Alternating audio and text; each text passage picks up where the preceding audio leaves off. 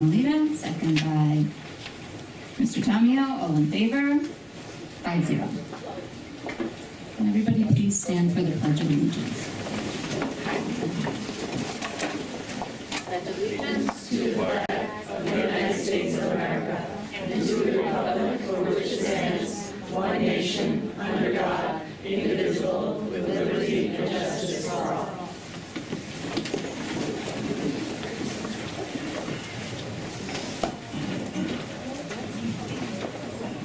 Can I have a motion to approve the minutes of the December 7th business meeting? A motion by Mrs. Marcus, second by Mrs. Monalito. All in favor? We were all in attendance then. Okay. Can I have a motion to approve the minutes of January 11th work session? Motion by Mrs. Weiss, second by Mr. Tamio. All in favor? All in favor? Sorry. 4 abstentions. 1, Mrs. Monalito. 401. And tonight we get to honor some wonderful musicians, so I'm going to hand it over to Dr. Gossett. Thank you, Mrs. Reed, and yes, I appreciate the board gives us a wonderful forum to recognize some of the talents and achievements of our students and staff. And tonight we do have 2 talented young ladies to recognize. And to assist us in doing that, I'd like to call upon our high school principal, Mrs. Brzezinski.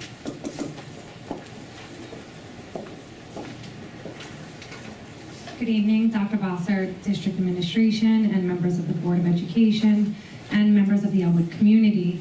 Once again, I have the distinct pleasure and opportunity to highlight 2 very extraordinary students who have achieved great accomplishments in the musical field and have proudly represented the Elwood community and specifically the John Glenn High School Music Department at both the state and national level. Both the students this evening possess a superior musical intelligence and talent that is impressive to see and hear. The first student that I would like to recognize tonight is Elizabeth Choi. Elizabeth, please join me.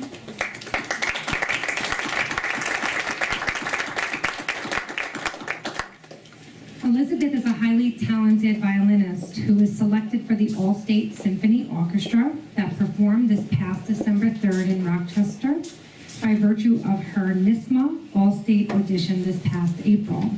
The All-State experience is very rigorous, with hours of rehearsal culminating in a spectacular performance at the Eastman Theater in Rochester. She has been incredibly involved and a stellar member of all musical groups here in Elwood.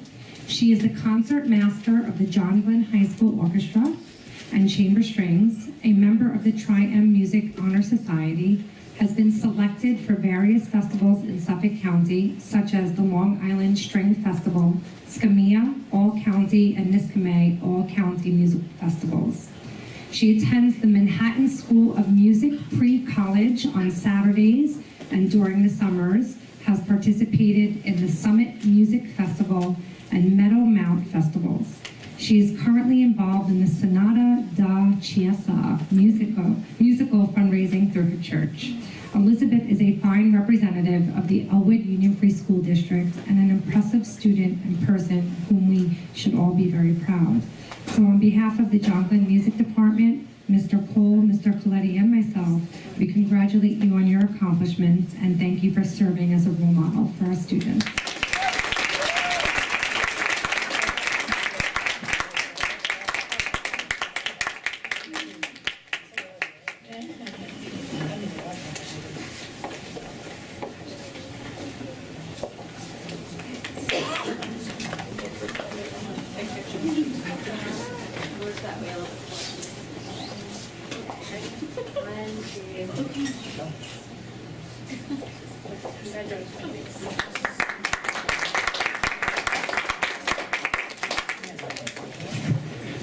Congratulations, Mom. The second student that I would like to recognize is Alexandra Vallejos. Alexandra, please join me.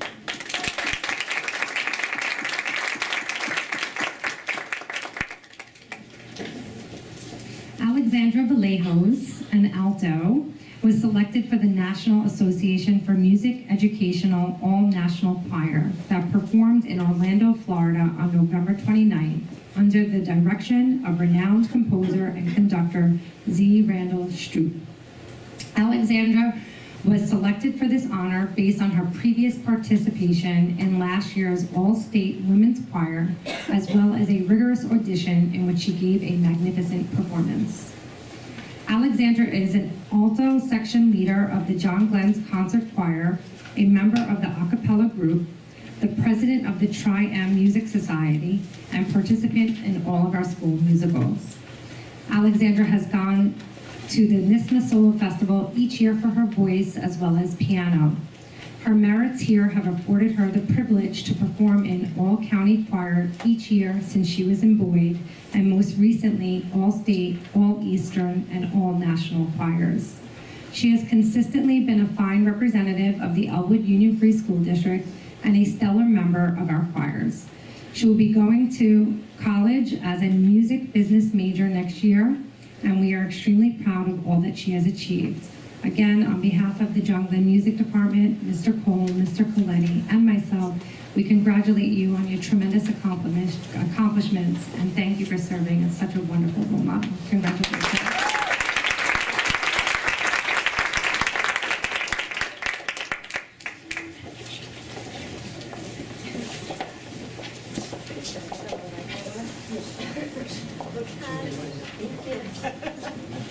Thank you. Thank you.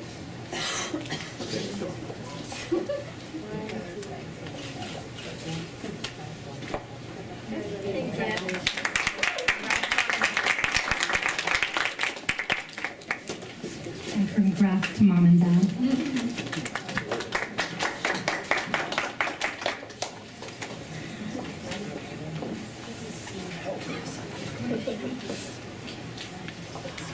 Okay, it's expected that the board will be receiving donations, will be approving donations. In the business part of the meeting, Mrs. Mamalito, if you could take over a very special donation portion of our meeting tonight. Yes, thank you. We would like to give a special thank you to the Roder Amico family, donation of $976.76 to write off all negative student lunch account balances. Sasha Amico's family made this donation in the hopes that it will encourage other families in the community to pay it forward. Such a kind gesture. We thank you so, so much.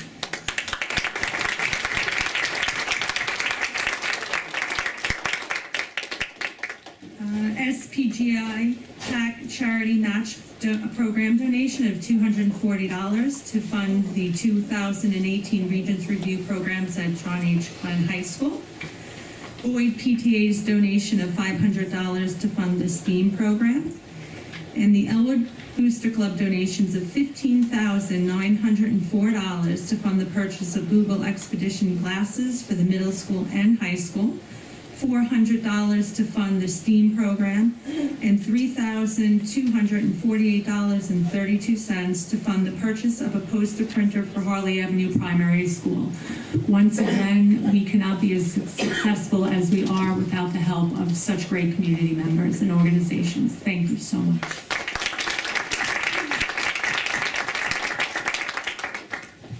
Dr. Bossard, how did that come to be that the family donated the lunch?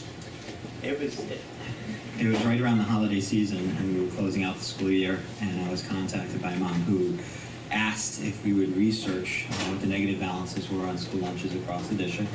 There are some families, certainly within our community, that struggle, and we never allow children to leave our buildings hungry, so that sometimes we go into the negative on our lunch accounts. And what the family wished to do was to zero out all those accounts, so 2018 could be started with zero balances and a fresh viewpoint for the new year. And yes, the message was, we hope that others use that as an example, as a way to pay it forward within the community.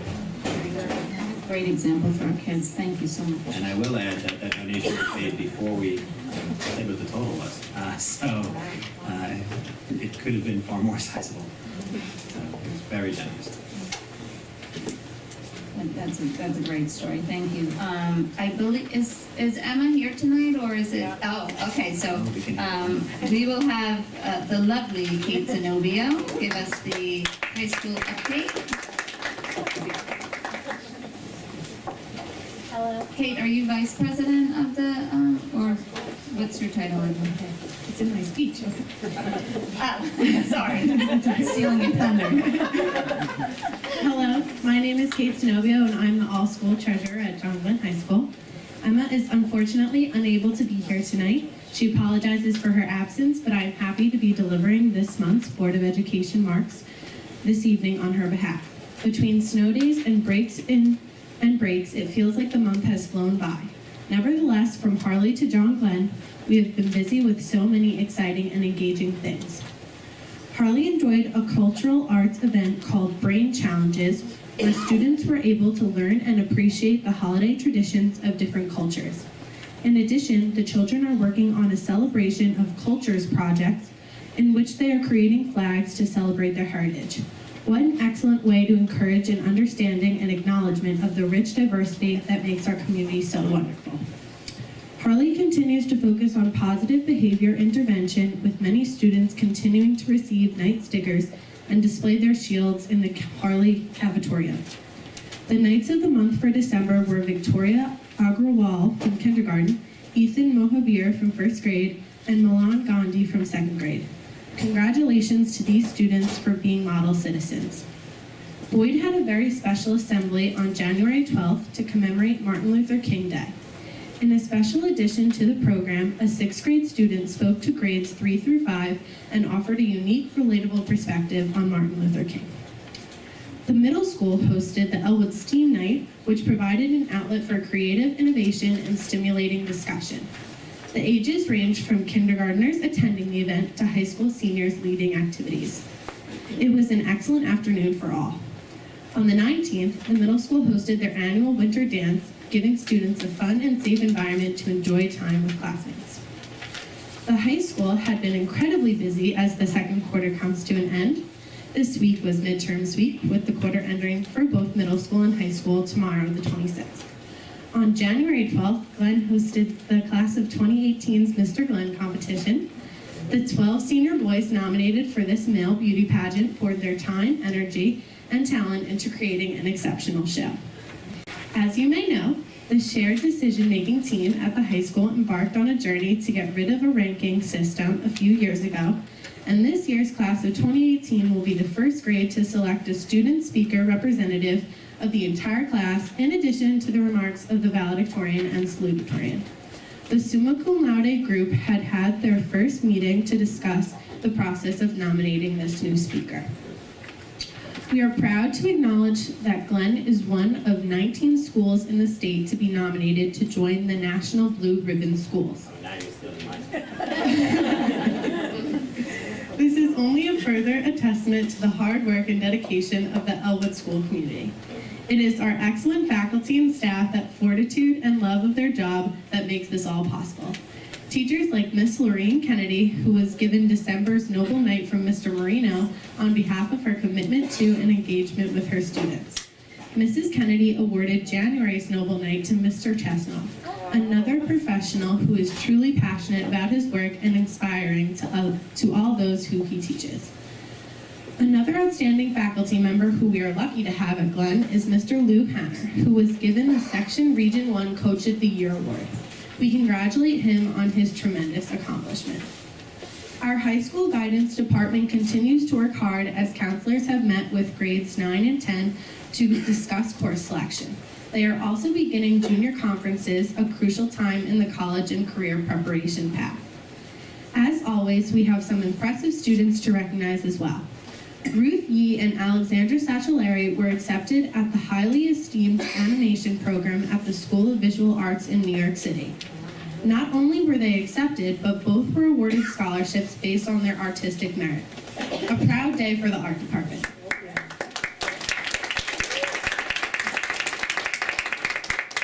Congratulations to both of them on this exciting accomplishment. In addition, the John Glenn High School athletic program is bringing pride to the building. The boys basketball team has a record of 6-5 as they are working to come out on top this season. Both the boys and girls winter track teams are developing their skills, as individual times and marks are improving by the week. The wrestling team is also having a successful year and making Elwood proud. We wish all of our teams good luck as their seasons progress.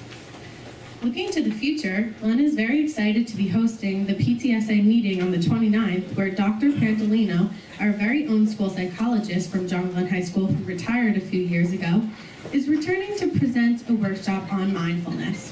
He had already been working with the faculty and staff throughout the district, but is now looking to inform and answer questions of the parents and students. On February 1st, the high school will be having their yearly Elwood Stock concert. Everyone is encouraged to come and support these performers and enjoy their talents. Thank you so much for your time and have a great evening. Thank you. Excellent job. Great job. Kate, I typically say that Emma's a tough act to follow, but you did equally as well. And thank you so much for spending time with us tonight and giving us such a thorough review of all the positive things happening in each of our schools.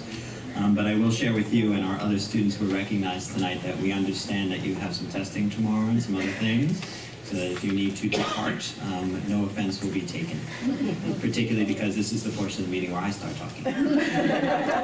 So if our students would like to depart, they're welcome to do that, but you certainly do not have to.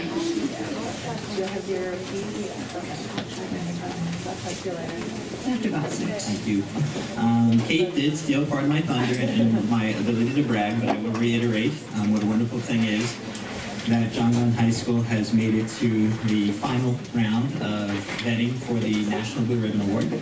Right now, John Glenn is one of only 19 schools in the state of New York, where there are over 790 public schools, that is being considered for this very prestigious award. On a national level, only about 1% of schools ever achieve this designation.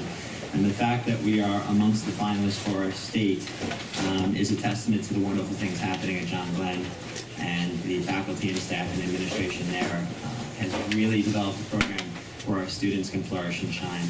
I have to commend and thank those who have been involved in the application process. It is rigorous, it is time-consuming, and it is a big reason why we are still under consideration. It's one thing to do great things, it's an effort to make sure they're demonstrated and illustrated correctly for the panel that considers the schools. So my thanks to the building team at John Glenn, as well as Mrs. Fine and Ms. Eileen Kelly Gorman, who have really been at the center of the application process. I appreciate all their efforts, and they have a lot more work to do. Mrs. Zenobio, I understand you've been drafted as well to assist from the parent perspective. So I thank everyone who has been a part of that process, and it will be a grand celebration if we are selected for that award. We don't find out till the fall, but we will make sure we scream from the rafters if we are selected. So thank you to all. That wasn't the only good news of the week. In the year 2015, the State Comptroller's Office did a review of the finances of the Elwood School District and designated the district's finances as moderate fiscal distress. And I'm sure you heard a lot about that in 2015 and what that meant.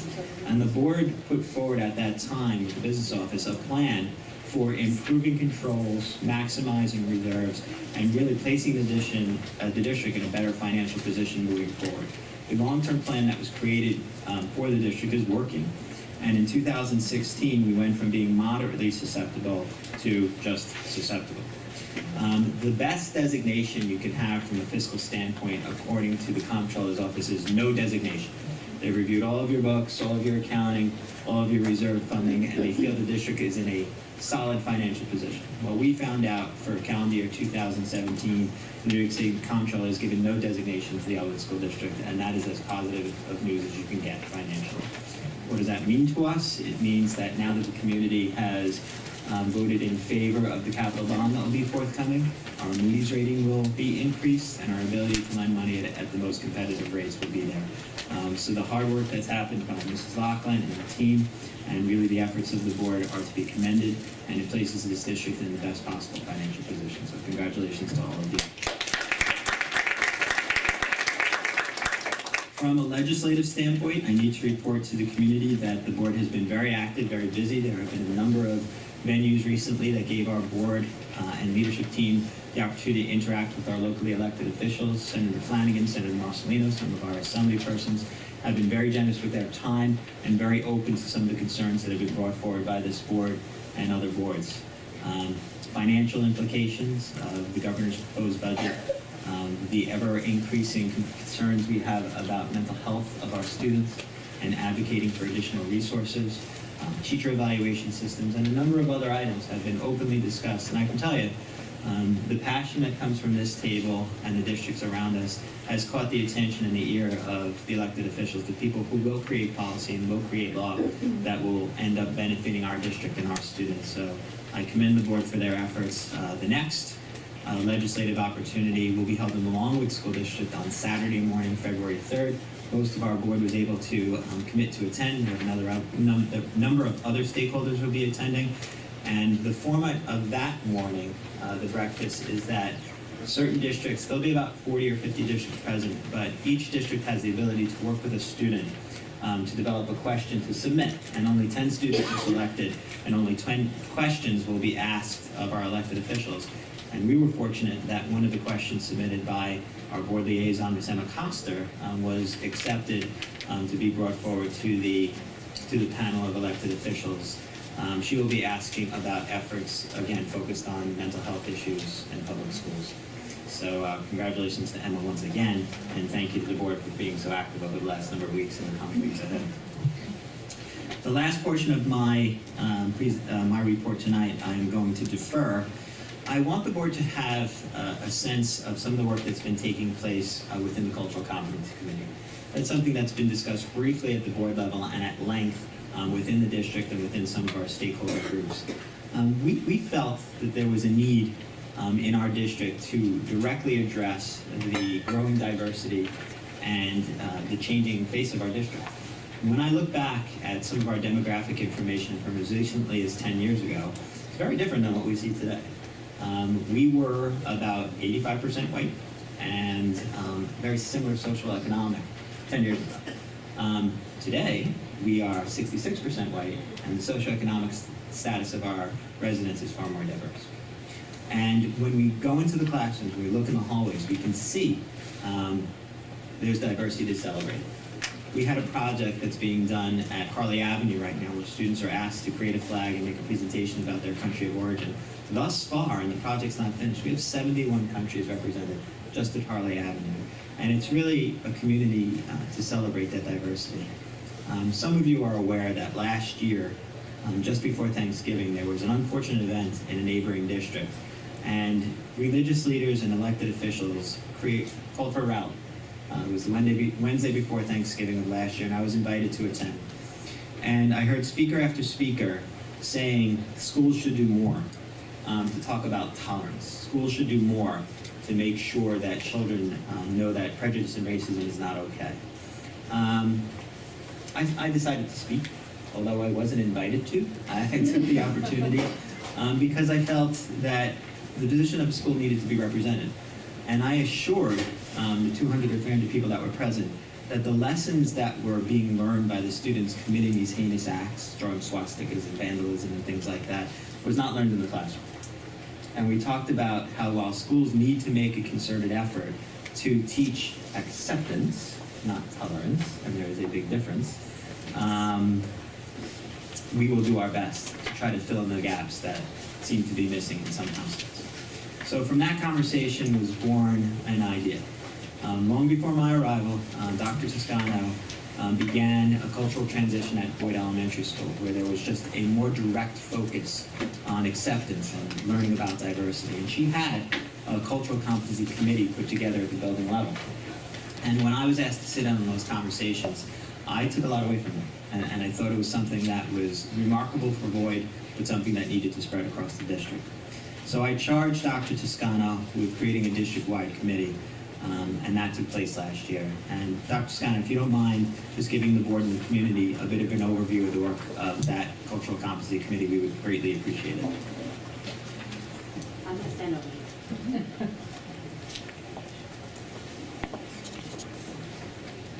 It gives me great pleasure.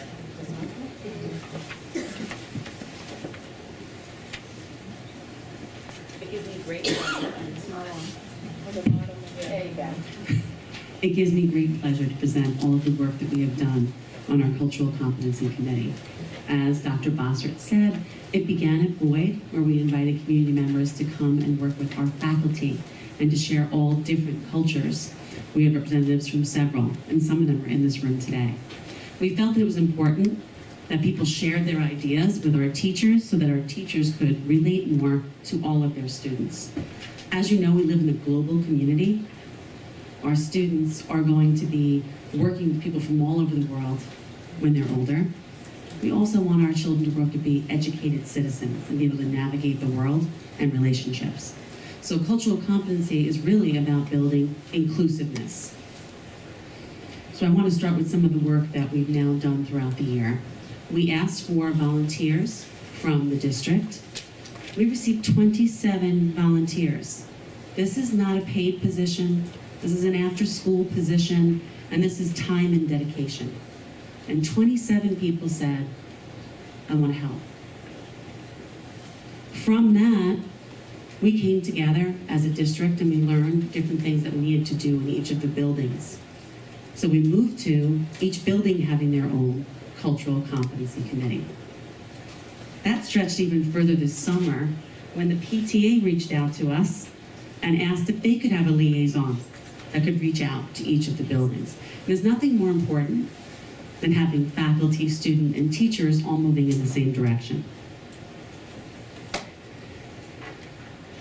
Today we just finished our book club, and our book club was also a volunteer. We sent out emails to teachers to ask who wanted to volunteer to become a book member to discuss racism.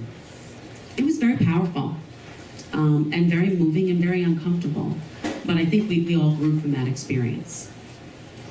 Each significant holiday or moment in any religion or any culture, there is an email with a quick description sent out to every faculty member. And it's sent out to the faculty members because we want them to be aware of what their children might be going through.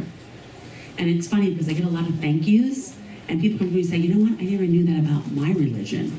So we're having a good time learning about each other and learning about others.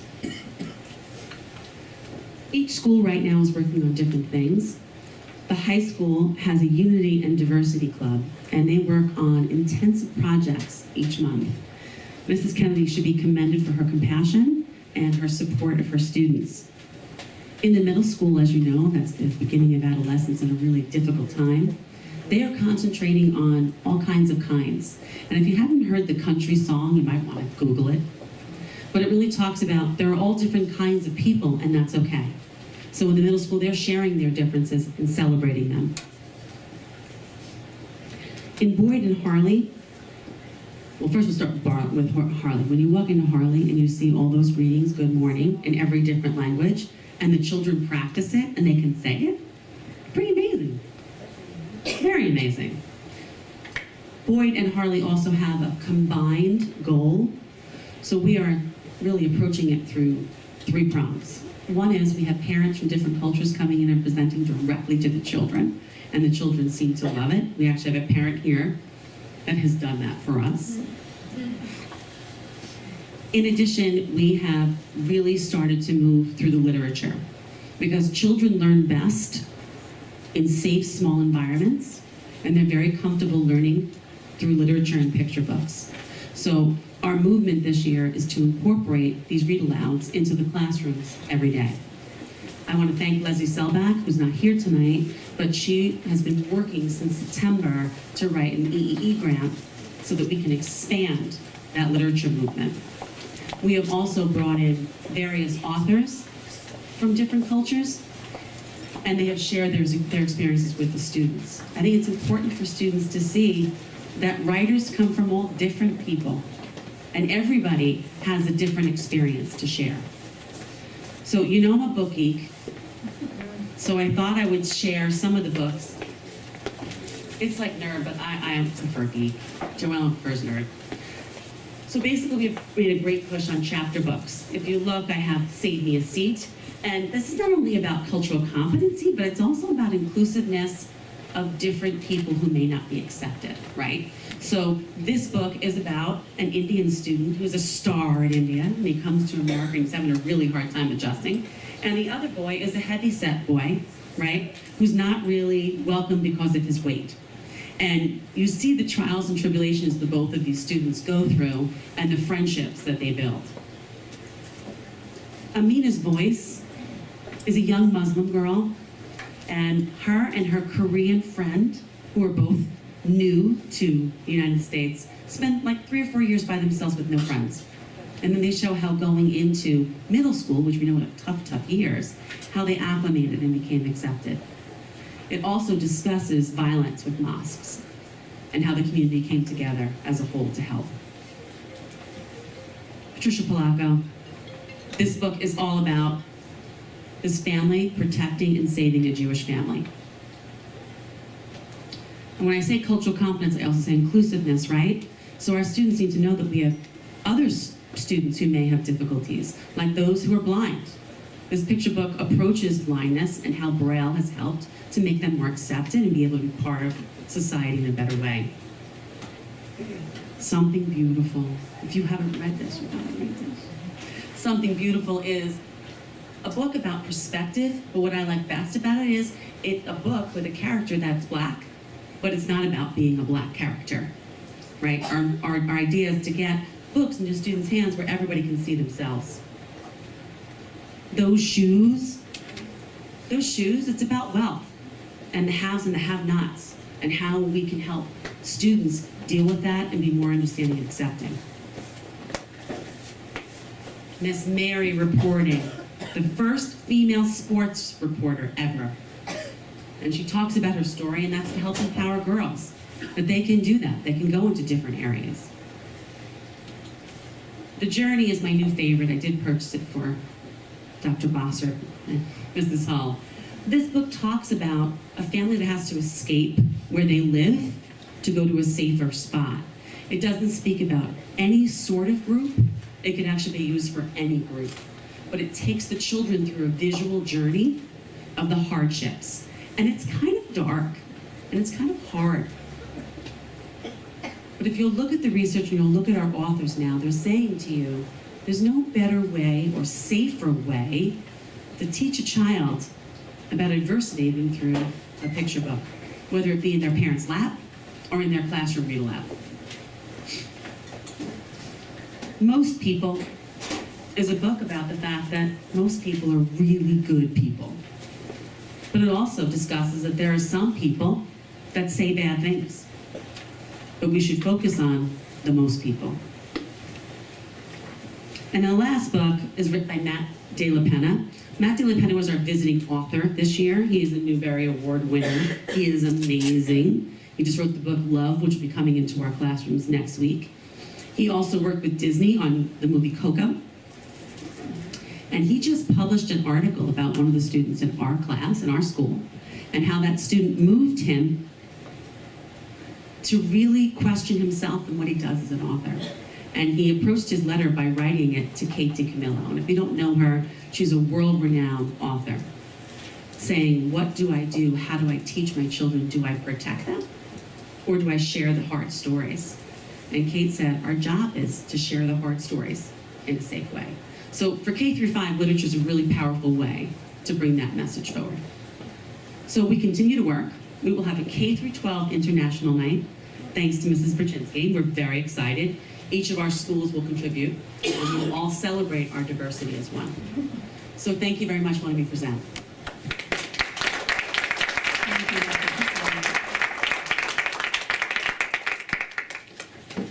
So the next part of the meeting is our first residence remarks. And in its name, it says residents, so that means Elwood residents only, please. The board encourages all residents to attend its meetings, and this section of the agenda affords them the opportunity to speak. Persons wishing to speak should identify themselves and any organizations they represent at the meeting.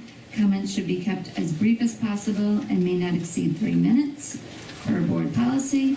I'll have a little timer here and give you a little wave at the 30-second mark. Public discussion of matters relating to staff, students, or others at which their reputations, privacy, or right to due process could in some way be violated is prohibited.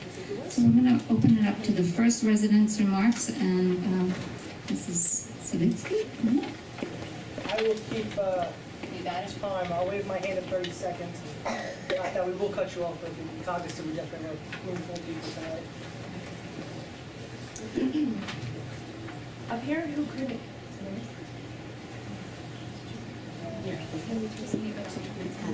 Yeah, they did not. No, then it goes yellow. You gotta keep up on. You're all good.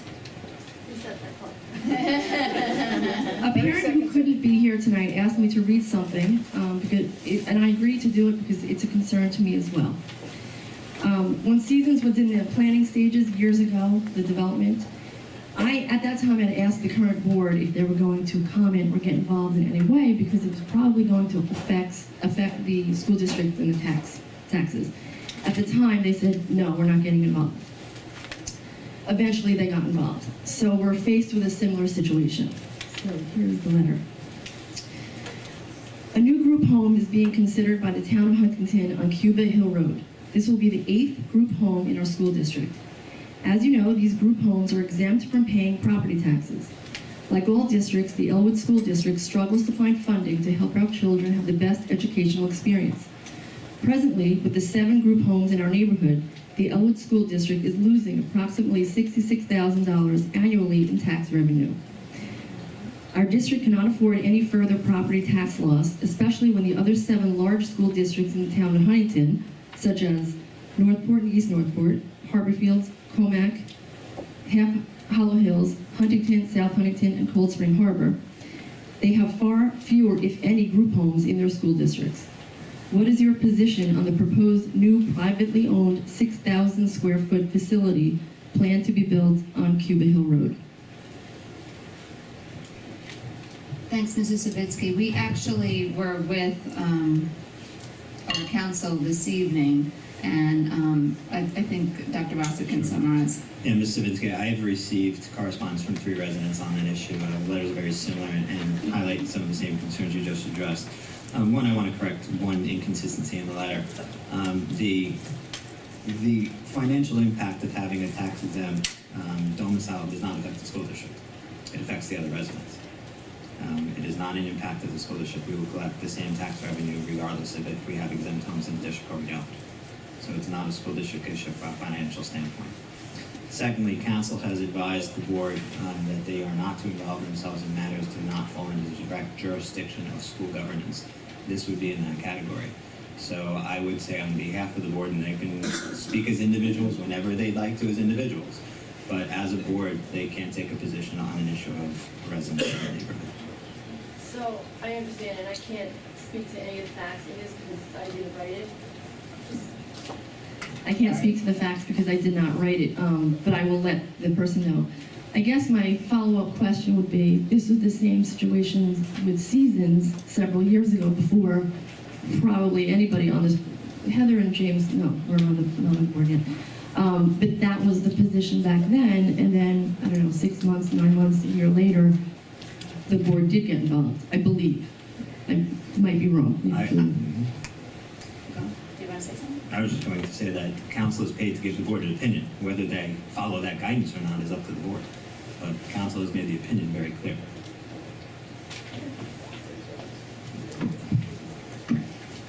Thank you. Thank you, Mrs. Savitsky. Any other residents from this?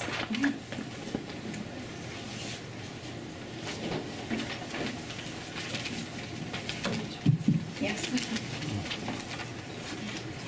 Good evening, members of the board and fellow residents of Elwood community. My name is Chanda Kumar, and my husband and I are Elwood residents, and we have a 7th grader at the middle school and a 4th grader at Boyd. As a mother and as an educator for New York City for the past 20 years, I would like to say that our decision to move into this community was primarily for the school district. Thus far, we are incredibly happy. I'm asking the members of this board to please consider having our biggest Hindu holiday, Diwali, declared as a school holiday as well. Diwali signifies goodness and light, which will always win over darkness. In a community where we celebrate all cultures and diversity, wouldn't it be nice to have the Indian students wake up and celebrate Diwali as a holiday where children will not have to miss school and will be able to celebrate with family and friends? As a teacher, I see the benefits of a healthy social well-being directly linked to an understanding and acceptance of oneself as an individual. And honoring this holiday will do that for the children. They will not feel left out or feel inferior to their peers who get to enjoy their holidays and get a day off. We would like this holiday to be recognized as well. It does take a village to raise kids. I, along with the rest of the Indian community at Elwood, urge the members of the board to please consider our request. After all, it's all about the kids. Thank you for your time. Thank you, Mrs. Kramer. Anybody else?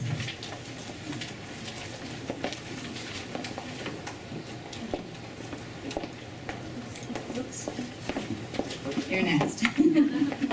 All about the kids. That's all right. That's all good.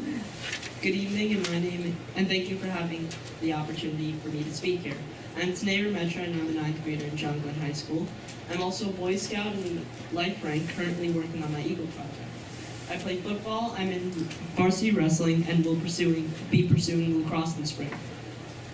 I, along with Miss Chandra, would like to talk about what Diwali means to me and other kids that would like to celebrate this festival. Diwali, otherwise known as the Festival of Lights, is one of the most important, hugely weighted, and immensely cherished festivals celebrated across the world. As per the holiday, it is ritualistic to clean the rooms and offices during the festival for the entirety of the day, as well as to light them with candles. It is celebrated from day to night, and for me, it is the time I get to spend with my family and relatives. I also work with my family in prayer services and visit temples during the day to eat. I also work with my family in prayer services and visit the temple during the day. As a high school student involved in many extracurricular activities and education being my primary goal, I do not want to be penalized on schoolwork or mandatory practices. The day off gives us the opportunity to really take part in the celebration of the festival, which we usually miss due to school. I would like this community to celebrate this festival with us as many others are doing across Long Island. Thank you. Thank you very much. Good evening to the Board of Education, all parents, and my dear friends. I'm Kushal Rametra. I'm a 4th grader, and I'm here to talk about what Diwali is. Diwali means victory of good over evil and knowledge over ignorance.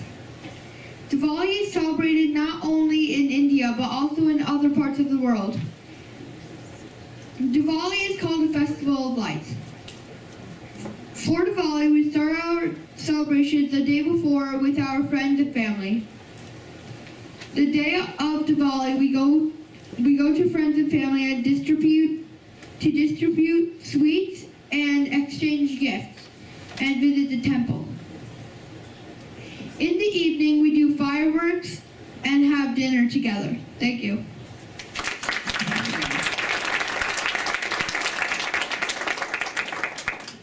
That's excellent. Very well spoken, young men. Thanks for coming.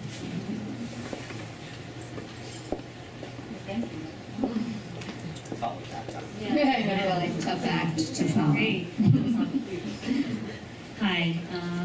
Good evening, members of the board, Dr. Bosser, and the Elwood community. My name is Sarah Siddiqui, and I'm a proud Elwood resident.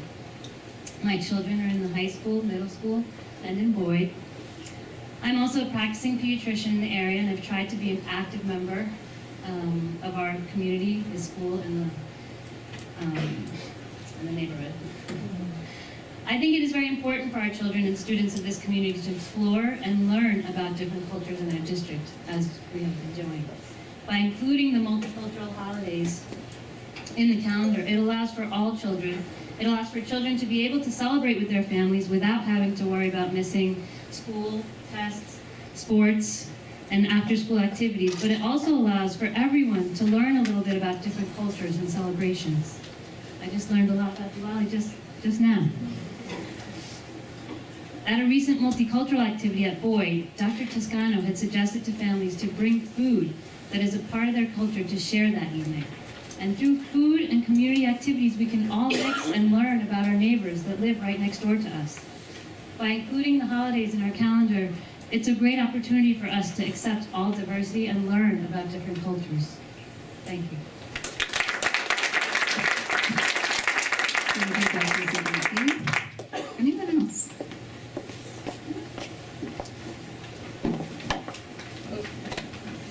Go ahead.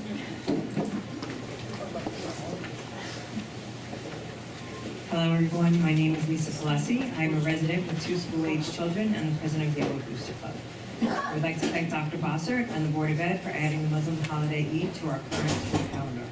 I know that adding another holiday was not an easy task considering required and desired instructional time for our students and teachers. I was happy to hear that New York State has now added 3 extra days on the school year for 2018 and 19 in order to give districts the flexibility to add additional religious holidays such as Eid and Diwali. Elwood is a small but diverse community. I, for one, feel that my children benefit greatly from growing up in a community where many religions and races are present. I want to thank Dr. Siscano for heading up our Cultural Competency Committee. I truly hope that your efforts will help to enrich our children and teach them that our differences don't divide us, that we as a community should be embracing all the cultures that we are surrounded by, and maybe the children can teach a little something to their parents. Over the past few weeks, there has been much discussion amongst community members about adding the holidays of Eid and Diwali to our calendar. Some of these discussions have sadly had a racist undertone to them. Our district takes pride in teaching children to respect others and not to bully others. Our children are taught to be accepting and inclusive. They are taught to be kind. The board cannot possibly not consider adding these holidays to our calendar, as that would go against everything Elwood has tried to teach our children since day one of kindergarten. No child ever should walk through the doors of our buildings and feel inferior because of their race, religion, or ethnic background. If these holidays are not added to our calendar, you, the Board of Ed, has now told these children they are not equal to the others and worthy of their holiday. We live in the United States, a country that was formed so people could have freedom, religious freedom. To my disgust, some community members have said that if Muslims want their holiday, they should leave our country, that Christian and Jewish holidays would never be celebrated in Muslim countries. Well, they are probably right. Jewish and Christian holidays wouldn't be celebrated in most Muslim countries. But that is why people come to live in our great country, where we have religious freedom. It is up to the board to make the decision to put these important holy days on our calendar. Please consider when you do so, and when you can think about it, to consider the first few words of the preamble to the Declaration of Independence. We hold the truths to be self-evident, that all men are created equal. They are endowed by their Creator with certain unalienable rights, that amongst these are life, liberty, and the pursuit of happiness. All our children deserve these rights. Thank you.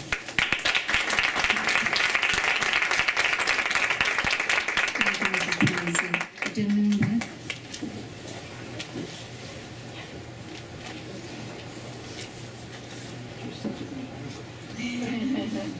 Tough competition.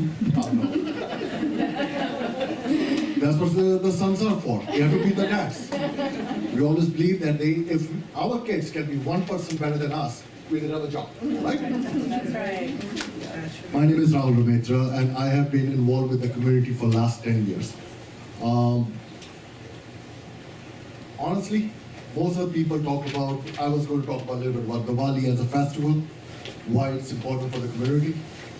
Dr. Bassett already talked about how our community has changed over the period of time. And most of the other speakers stole the thunder from me anyway. But I am here to answer any questions you have for the holidays, for Diwali, or for the Muslim holiday of Eid. To be very honest, most of my friends are Muslims. So we celebrate both holidays no matter what. Other than that, I want to thank Dr. Bassett for all the help he has given us in coming up with these holidays and using the Supreme Day as these holidays. We want the board to come up with making these holidays as permanent, as most of the other school districts around the Suffolk and Nassau County already did that. So if you go around, Huntington is already there with it. I know that Dorset is already done with it. Half Hollows is already done with it.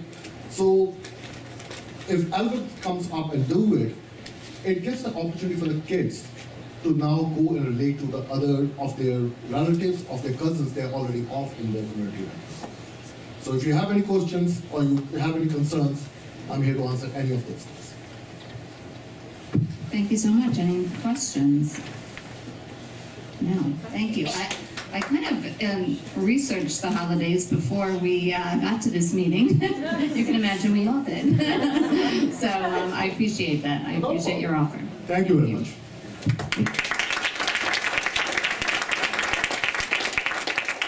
Any other comments?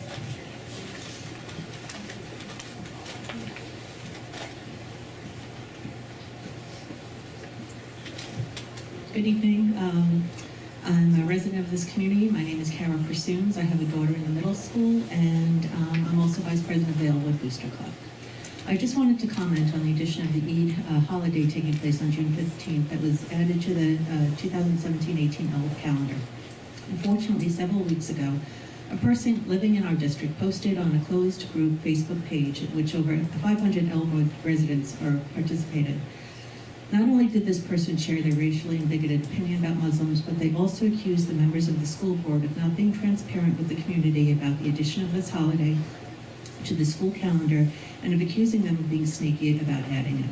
With little effort, this information could have been found on the district website.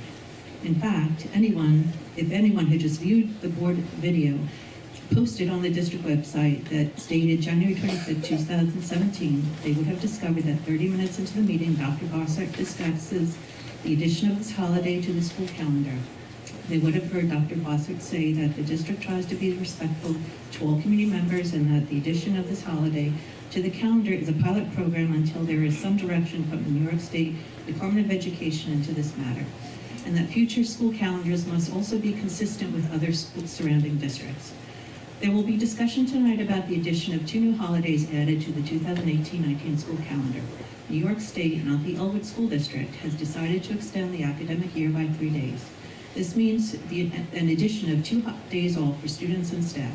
Let me just say that I have no problem with these additional days off being used for the observances of Diwali and the Eid holidays. There are many in our community who celebrate these 2 holidays, and in the long run, it will be beneficial to the community as a whole as we embrace our cultural and religious differences.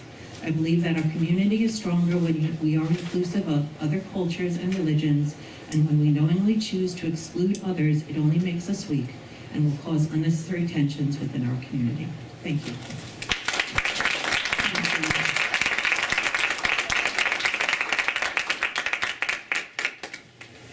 Any other residents' remarks?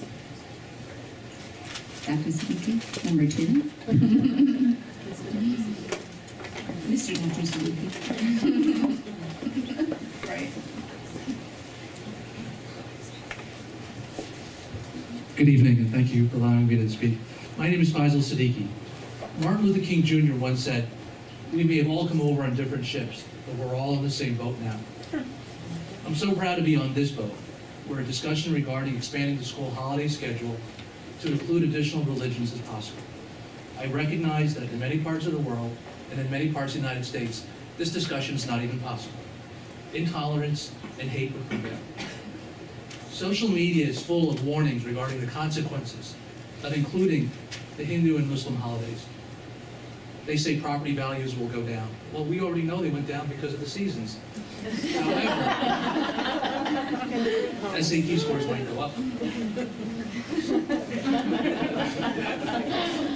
So why are we considering this measure? Because it's the right thing to do. Many people in this room realize the amount of hostility and hate that minorities are subjected to. Political rhetoric is emboldening certain groups to openly intimidate our neighbors. Wearing the hijab, unfortunately, has become an invitation for harassment. Including Diwali and Eid in the school calendar sends a powerful message to our community and to the United States that we stand together. We don't discriminate based on religion or race. We're one family. Thank you for your time. I'd like you to leave you with one last word. one last quote that Martin Luther King Jr. said. In the end, we will remember not the words of our enemies, but the silence of our friends. Thank you.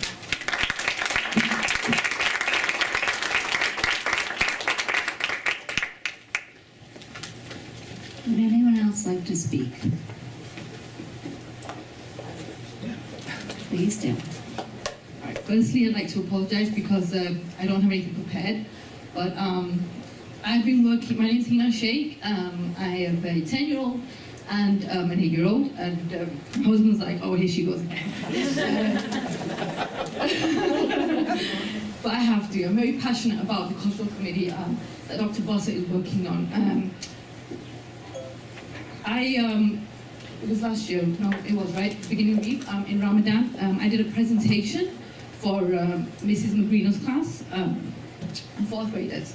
And it was based on Abrahamic faiths, so there's Christianity, Judaism, and Islam. But then we also talked about the influence of Hinduism, Sanskrit, on the rest of religions. And it was an eye-opener, because a lot of the things, there's things about my own religion, I'm a Muslim, that I didn't know about, and how everything comes together. So as far as I'm concerned, and where I stand, all faiths are universal. I'd like to reach out to those parents who have questions and maybe don't understand the reason why we're requesting Eid as a holiday or Diwali as a holiday, to reach out. They could reach out to Dr. Toscano. Dr. Toscano, you're welcome to give them my phone number, my email, and I'd be happy to answer any questions. Myself, I know last year I explained I'm a Manchester United fan, I'm British, Muslim, but there's one thing that not many people know about me. Sat Sri Akal, Namaste, and Assalamu Alaikum. There are 3 reasons why I'm using these greetings. Sat Sri Akal Sonihal is from the Sikh religion. Namaste is the Hindu religion, correct? And Assalamu Alaikum is from my faith, Muslim religion. Now, my ancestors were from India and Pakistan. Because of the war, we moved to Africa, East Africa. So, Jambo, Habariako, if anyone's here, African. I was born there. I was born in East Africa, Nairobi. So, if anyone has to explain diversity, I stand right here. And believe me, my children are very confused. But like I said, if I stand here, I'm in Long Island, I don't know how I got here, married obviously. But this is a community and we're all different. We all come from, if we all go back to our ancestors and we all come from a different country, we weren't really all born here. We don't really originate from the United States. That's what I keep saying. We're here to make something of what we are now. So we should be celebrating that and not excluding each other, because that's not diversity. Thank you so much.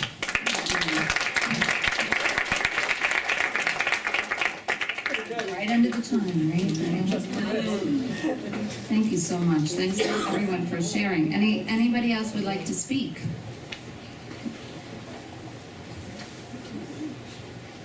And Liz, you want to speak again? Sure. Hello.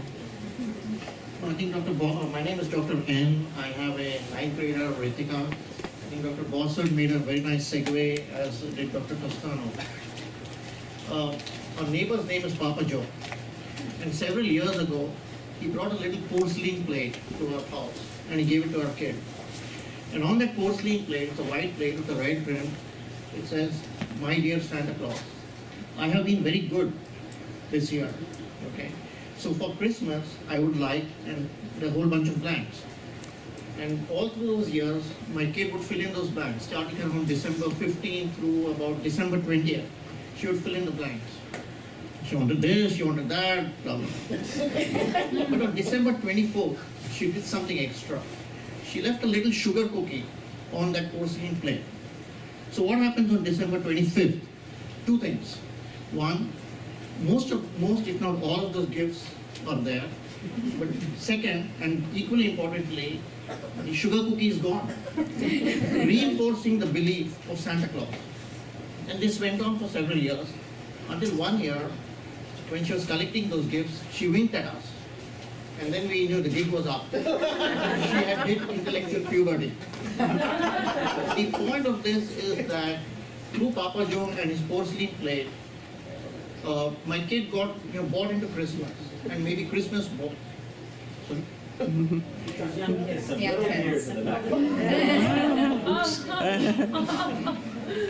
So my kid got into Christmas, and we took a little bit of Christmas with us.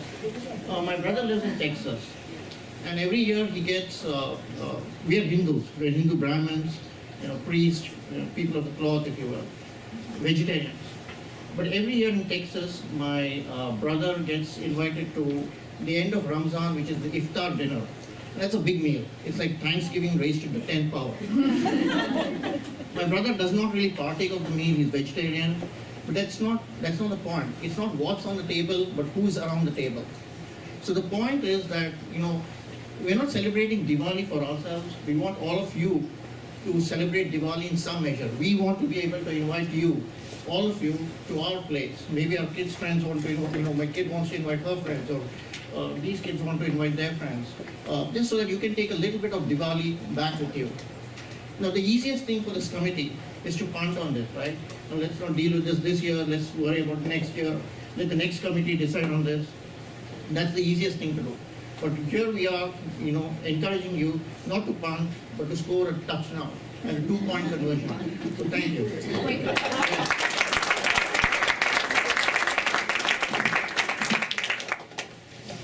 Liz? Liz, I just wanted to clarify what Dr. Bossert said about your last comment. When he means it doesn't affect what we get as a school district, it's like somebody grieving taxes. So when somebody grieves taxes, we don't get less because they're paying less taxes. Everybody else pays more. So we set the tax levy, and then however that gets divided up among the community is how it runs. So I just want to clarify that, because I'm not sure that was clear. Right, so it doesn't affect the district, but it does affect the rest of the residents. It affects the residents, Right. which is a town thing. Right, which is a different community issue. Right. Okay. I'm sorry, go ahead. Thank you. So I think it's terrific if we add these holidays. It's probably long overdue that we are learning about and celebrating everybody's differences, and I think especially at the younger grades, it's terrific that they're being exposed to so many different countries and religions and cultures and things like that. So my question is, we are a melting pot. How do you make everybody happy? Because I'm sure it's not going to end here. And it probably goes beyond Elwood. It definitely goes beyond Elwood. At the state level, I mean, I understand there's ramifications, but what's the answer? It might be a rhetorical question, but It's not rhetorical, I can answer that. okay. So one of the things that I said last year that would help the Elwood School District is that if there was some consistency in some direction from the state. And the reason why we discussed adding the holiday on a pilot basis last year is because we were waiting to see what initiatives and what actions New York State Education Department would take. What we do know is that the largest school districts in our state are all closed on both the Muslim and Hindu festivals. New York City Public Schools are all closed those 2 days. When the State Education Department took action to extend the school year by 3 days, which several of our speakers referenced, on the drafted calendar, the last day of school is Wednesday, June 26th, which is a bit later into the year than we are accustomed to. That was done purposefully so that there could be local control over 3 specific holidays. That boards of education still have the unilateral right to set the calendar, the holidays to be observed in their district locally. What the board is charged to do is to make a decision on which holidays they feel best reflect their community. To date, and this conversation dates back to September of last year, we have been approached by 2 groups within our community asking for recognition of their holidays and feeling that it would be consistent with our residents and with other local districts. And that is the Muslim Festival and the Hindu Festival. So in the drafted calendar that's been brought forward to the board for discussion and later approval, those are the holidays that we include. At this point in time, there are no other constituent groups who have come forward looking for recognition. So I guess we'll just cross. And there are, for instance, the fast of Ramadan is a 40-day celebration. We don't have the wherewithal in order to recognize that on the school calendar. But there are consistencies, and many consistencies, between the calendar that's been proposed to the board tonight for consideration and that of New York City Public Schools and that of many neighboring districts. It is important that our calendar, it's me now.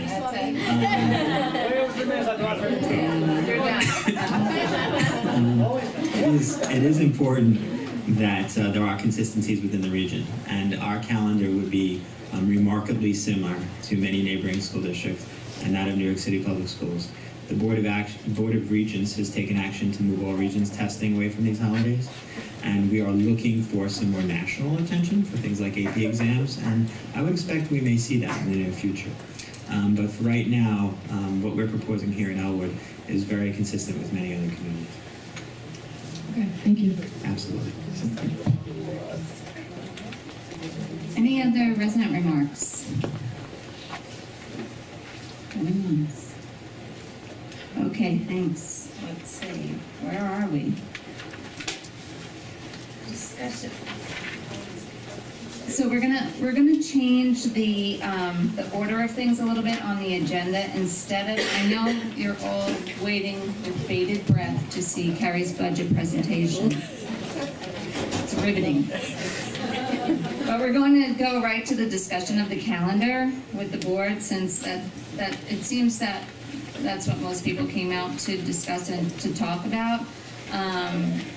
Last week we had a meeting on board goals, so I hope you all can go home and watch that as well, because it's important too. Are there any comments from the board based upon the discussion tonight and based upon our history?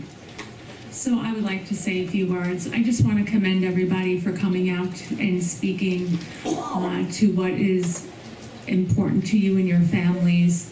A year ago, we made a pledge to this community that we would put Eid on the calendar as a pilot, and we would await recommendation from the state.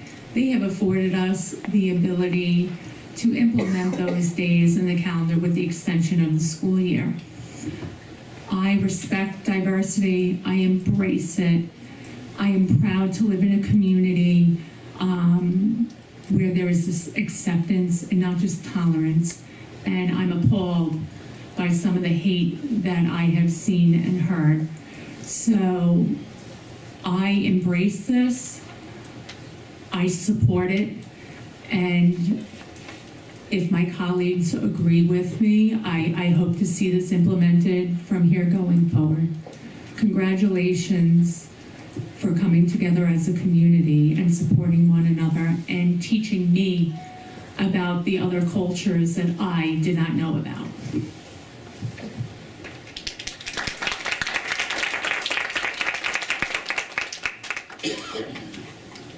Any other comments? Mrs. Marcus.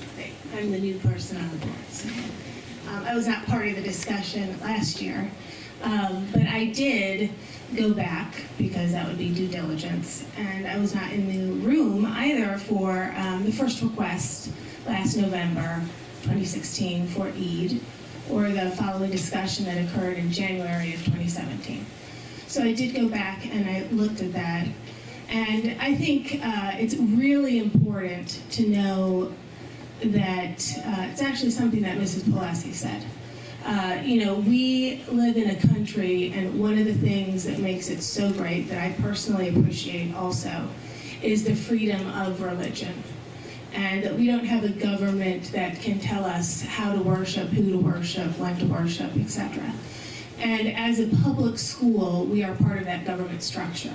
So I know that I can speak, well, maybe I shouldn't say I know that I can speak, but I'm going to speak for everybody on this board when we say, you know, in no way do we want to impede the religious observation or celebration of any holiday that's a religious holiday of our community members. So I want to put that out there real clear. That's something I enjoy. I'm a religious person, so I completely am empathetic with that request. And I think it's very unfair to ever ask a family to choose between meaningfully celebrating a religious holiday or meaningfully observing a religious holiday or missing 3 exams and a quiz. And, you know, I get that concern that was brought up, I think, by you last November. I think another parent brought it up here tonight. I don't remember which one. But that struggle of feeling like you have to choose. I've also thought about this a great deal, and looking back on those 2 meetings, and now that we are here again in a similar request for another religious holiday, I have a similar concern to what Ms. Savitsky raised. And I kind of view it, honestly, as a failure of the board. Last year, and now this year I'm part of it now, so I'll own that. That we have not had any internal structure to be able to say how we will evaluate these holidays for all of us, for all of our community. And it's not a whim, but we cannot know who will come forward with another request. And that's their right to do so. So I don't begrudge that either. But how will we, as a board, determine what holidays are on our calendar? We truly do not have a system to handle that going forward. And, you know, I kind of feel like we're in the same situation that we were in, not me, but, you know, that we as a community were in last year. It's just now we have Diwali coming up, and everything that you said is valid, and we hear you. My concern is, are we prepared going forward for handling more requests?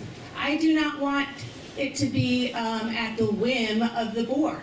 We're going to change seats.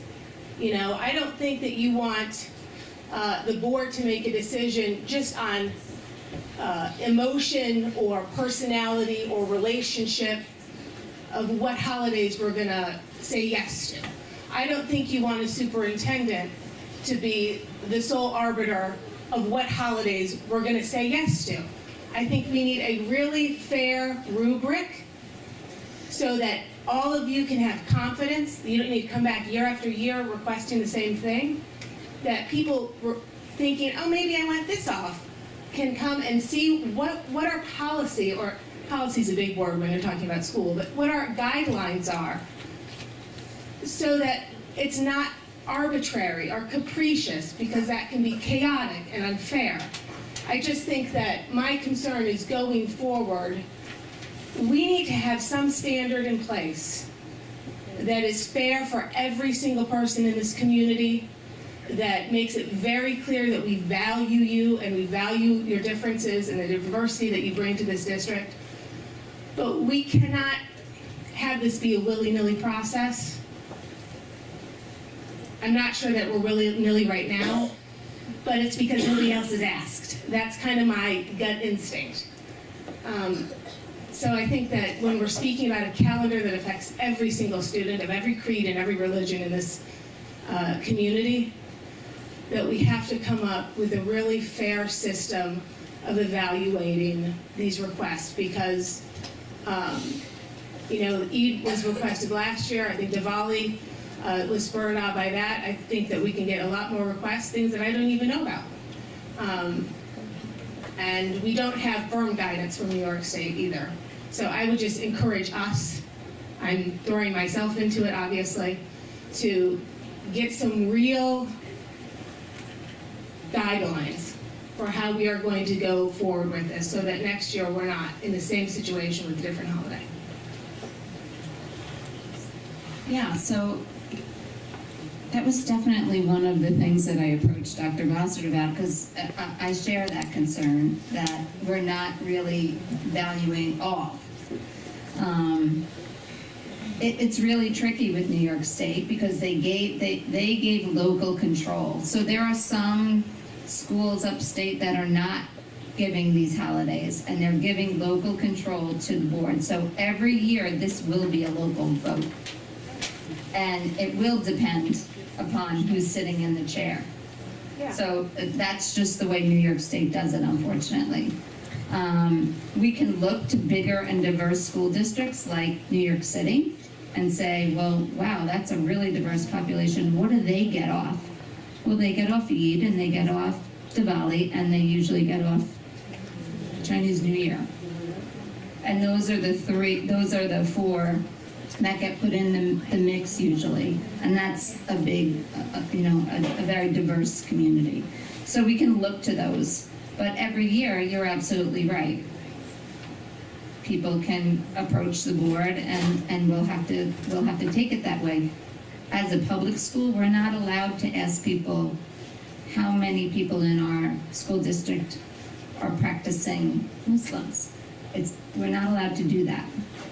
So it's very hard to plan what will happen and even how the community will change from year to year. Who will move in, who will move out. So I think that I share your concern that we don't validate everybody, and we will wind up perhaps alienating someone in some way. But I think that for the most part, we have to go year by year.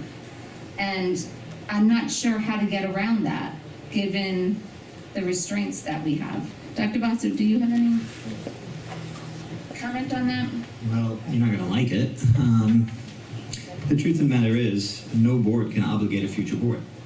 So the fact that we have 5 individuals seated here tonight, if you were of one mind and set a policy on how the calendar would be developed in the future, next year's board could amend that policy to how they feel it reflects that board. So there is no way that this board can make a ruling in perpetuity. So setting of the calendar will be an annual discussion and will be an annual issue. What I believe is that, as I said last year, we're looking for consistency throughout the region and throughout the state. And I would agree with Mrs. Freed that when you align your calendar to that of the largest school system in the state, there is some security and safety in that, to know that the state education department has to make amendments to the testing calendar, to the instructional year, based upon what happens in New York City public schools. And what happens in New York City public schools tends to happen in all the big 5 regions, so Buffalo and Rochester and so on. So while we educate 2,500 students, there are millions of students who will be following that same calendar, and the state has to react to that. So that if we have small constituent groups come forward with other holidays that aren't currently reflected in the New York City public, that is very appropriate justification for the board to say, we're sorry, we cannot respect that request. We're losing sight of the fact that there has been other changes to the calendar requirements from the state. The state extending it 3 days was one change. The other change was about the minimum requirements of instruction for us to receive a full share of our state aid. And the way you calculate the number of instructional days by minutes and by hours has also changed. And we need to make sure that our calendar is reflective of that. So there will be a limit to what flexibility that we can observe holidays. We will reach our saturation point. And there will be a time, or there could be a time, when a request comes forward that we simply cannot honor and stay within our state requirement. So while looking for a rubric and looking for quantitative information, there is plenty that exists. The question of which holidays to observe is qualitative in nature. Culture is a very hard thing to change. And this is a cultural issue.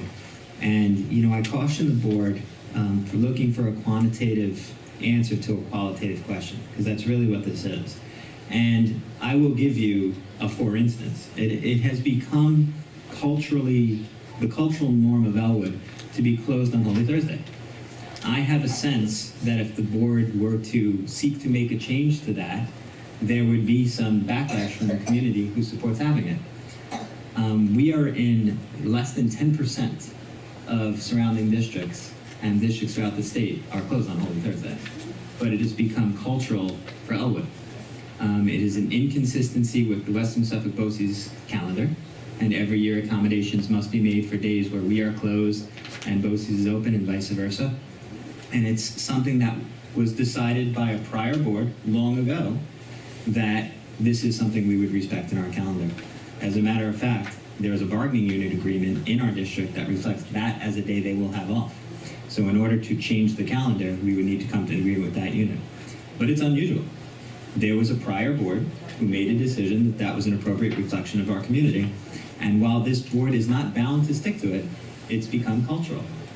I believe, and I don't get to vote, I believe if the board adopts the calendar as it's been proposed, and we are inclusive of the Diwali holiday and the Eid holiday, it will become the cultural norm for Elwood, and other boards will feel inclined to follow suit.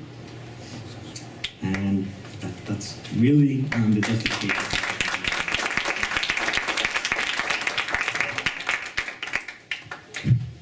Any other comments? James? Mrs. Weiss? Yeah? I defer, of course. Okay, so I just want to give some clarification. On the calendar, you have it as the Diwali holiday and the Eid holiday as superintendent conference days. Can you explain the difference between that and a religious observance holiday where the school is closed, and what exactly does that mean to the students of this and the staff of the school district?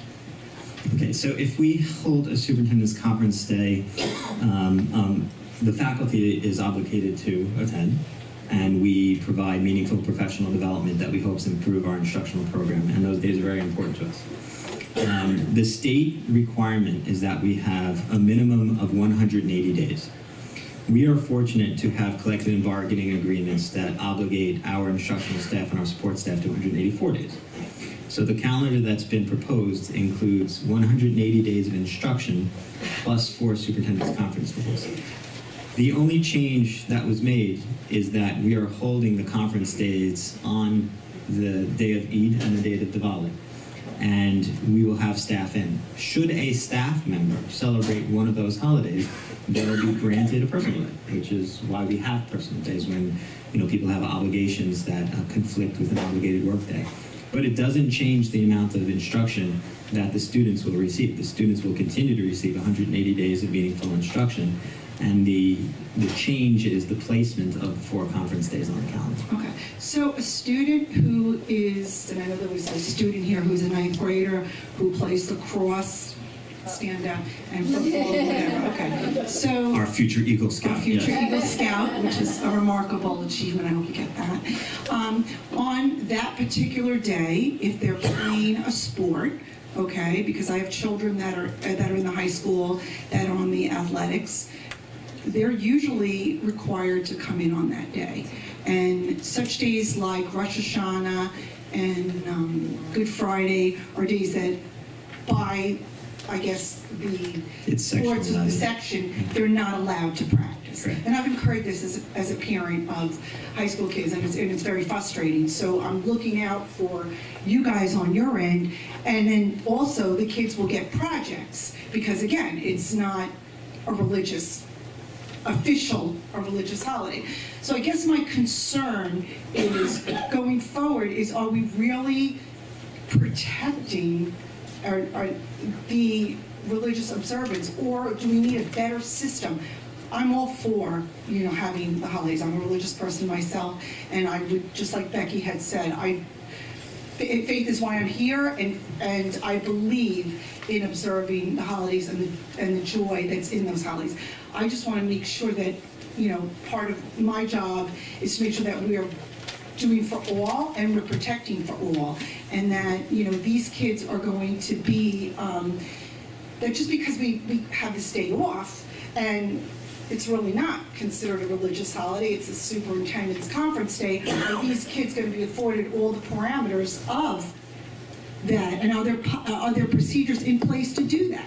The faculty will be very aware of the reason why the superintendent's conference days were placed in the manner in which they are proposed. And part of what we are doing through the Cultural Competency Committee is the staff actually receives reminder emails prior to each of the religious observances, regardless of the faith, explaining exactly what the different cultures call for and what to expect from the students. And there is absolutely no penalty for students on days of religious observance if they are unable to complete assignments and things of that nature. And if you recall the work on our homework philosophy, it speaks directly to not assigning projects and assigning tests the day after days of religious observance. And if your question is a concern regarding whether the teachers will know why the kids aren't here, I can assure you that it will be closely associated with the celebrations. So that means no sports practice. That's up to Section 11. But what I can tell you, if Section 11 says no practice, we don't practice. I do not believe Section 11 has made that adoption just yet for Diwali and Eid. They may. The more districts that set their calendar that way, that's how Section 11 makes their ruling. But there cannot be a penalty for a student who does not participate. So for instance, in a typical day, if a child misses practice, they can't compete in the game the next day. You know this. If a child misses a practice due to a religious observance, there's no such penalty. So is there going to be a religious observance attached to these days? Yes. Okay. The second concern I have is Diwali happens to fall in a period in the fall where there's multiple days off in that week, and I think we discussed Election Day. Mm-hmm. And, you know, I'm for taking away Election Day, and I think I've discussed this, I've voiced my opinion on it, and because I feel that the Diwali is a more important holiday to observe. And so my consideration is, as we go forward, 10 years ago, the way the calendar worked 10 years ago. It's not going forward, and as we have, and I hope I'm making sense here, as we go into an open enrollment, and we're encouraging students to take more AP classes and compete with the students in other states. New York State has a very different academic calendar that I don't believe personally reflects where we are today in relationship to our testing and to whatever. To say that we can force the SAT board, the College Board, to say, well, we're New York and we're going to go ahead and you have to change everybody else, it's just not realistic.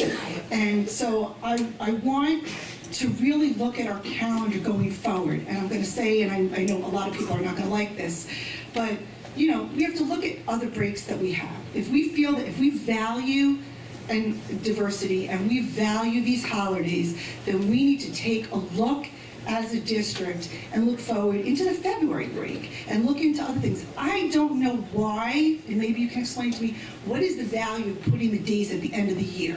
Because as most of us know, I don't see value instructionally, especially for those of you who don't have kids in high school. The APs are at the beginning of May. Most other states, their calendar ends the end of May, so they're out of school. We happen to go till the end of June. We need to either adjust our calendar so that our kids, especially, and the reason I say with the open enrollment is because now you're asking, you know, the smart kids, they get it right away. Okay, the idea of open enrollment is to encourage more and more kids to take rigor so that we're helping them to go forward educationally in the world and to compete in the global economy. And to do that, we have to give them the best advantage. And I think that part of that is adding to the instruction. I think that's something that we just really haven't looked at. I don't know if I, you know. One point that you made, though, is spot on. And one of the things that I may not have shared is, two things that I may not have shared is, the state did adjust the Regents testing schedule. The testing will be later. Okay, but Regents is only in New York, and, right? But that's the calendar we're talking about. When New York State extended the school year to end on June 26th, they also made the first Regents testing day later in June and ended the testing day. As far as AP exams, yeah, New Yorkers are at a disadvantage to schools that open at the beginning and middle of August. But it's very important to know, and I think the board, it's important for you to hear, that, as I said, cultural change is the most difficult change to make, and this is definitively a cultural change. So before bringing this recommendation to the board with full confidence, you should never allow the superintendent to make this type of decision in isolation. You have to make sure it reflects the culture of the community. So I vetted this calendar with 3 important stakeholder groups. The first were our students. I think the board is fully aware, and the community may not be, that I have a student focus group that I meet with bi-monthly, and we sit and eat pizza and talk about things. One of the things I talked to them about was changing the district calendar. And of the 18 students in that room, all 18 students were extremely supportive of the important lesson and the important message that would go out to the student body by recognizing diverse holiday celebrations. Another group that I vetted this with were our teachers. And I brought up the point that it would be impacting the amount of instruction students receive prior to AP testing. The teachers feel that the lesson learned from a diversity and acceptance standpoint far outweighs the 84 minutes of instruction that will be sacrificed to prepare the students for an exam. And they felt pretty passionately about that. And the third group I spoke to were our parent leaders. I meet bi-monthly with all of the PTA and other unit presidents. And while there was no formal vote taken, I asked for a consensus in the room about whether or not those parent leaders supported the calendar as drafted and whether or not I could express that to the board. And there was a very overwhelming consensus in the room that they felt recognition of diversity and the recognition of the changing face of our district, it was important for the board to support this calendar. So our students, our teachers, and a group of influential parents all felt that this was the right direction to take, and I think it's important for the board to know that. I have a comment. I think, we've had the request for Diwali tonight, and that has been the focus of the calendar discussion. But I think what Mrs. Weiss brings up is a really good point. And that is that we're having a calendar discussion about the entire calendar, not just adding Diwali, or being open in the future, or figuring out a rubric, which is my word, to handle other requests in the future. But we really have to look at, as a board, the entire calendar. The conversation does not end with Diwali. Are we providing our students with this calendar that I'm staring at the screen, with the best academic calendar that we can give our students, again, of all races, creeds, and religions? Because maybe we do need to look at how we have scheduled breaks and holidays. And I do know personally, and from a bunch of people that have spoken to me, that there is a great concern with tacking on all the days in June.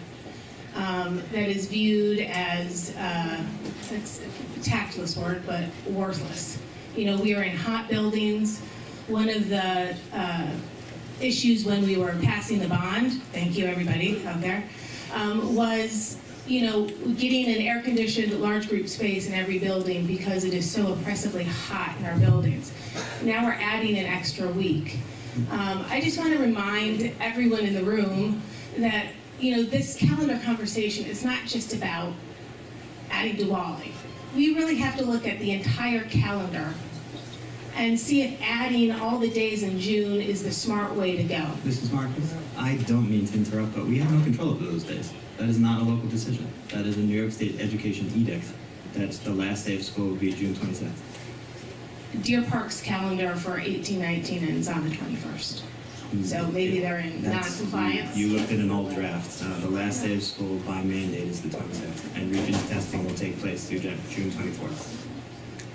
New York statewide, every district. We have no local control on that issue.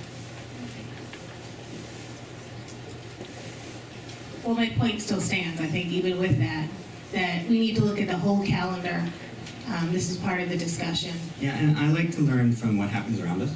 And I will share with the board that there were 2 Suffolk County districts that took a long, hard look at the February break. and they made a difficult cultural decision in their community about saying it's disruptive, that is prime instructional time, and we do not feel that there are any holidays associated with it beyond President's Day, and they were going to end the practice of giving the February break and hoping that that became the new norm. There was such backlash within both of those districts that the boards had to make mid-year changes to their calendars. Prime skating time. I happen to agree with looking at the calendar as a whole. I do think that a drastic change such as February break, because that's been going on for so many years, and teachers have timeshares and people have timeshares that they buy and this and that, that would really, I think, need a little bit more vetting, because there was such backlash even when people had to give up February break because of the hurricane. It blew up here. So looking at it a little more closely, I think warrants discussion in the future. I think looking at February break is something that's been done and might be worth doing again if we have more reasons. In New Jersey, the February break is President's Week. February break is President's Week. So how New Jersey does it is they have the Monday and Tuesday off, and then Wednesday, Thursday, Friday is school. I think the point that I'm making, I use the February as an example. You used Holy Thursday as an example. I see the Tuesday of the Super and Conference Day, the first day of school. I remember several years ago when Mr. Scordo was here that the Jewish holidays fell in that first week of school. And I don't know if you guys remember, we pushed school back. We started before, and of course, everybody, including myself, was like livid with it. And then and because of where the holidays fell. And again, at that time, it was something based on what was our priority. If our priority is creating this mosaic and having diversity and respecting everybody else, and that is our priority, then something else has to give. Okay? I did ask Ken about And that that's my point. superintendent's conference day to start earlier, but I think the fact that the school year ends later. Yeah, the three other points, and I hope the board appreciates the due diligence that we did on this issue. We looked at having the first superintendent's conference day prior to Labor Day, and because we have to look at everything holistically, there were two concerns that were raised. Number one, if we're lengthening the school district the week without our control in June, to voluntarily bring teachers back in August may not be receivable.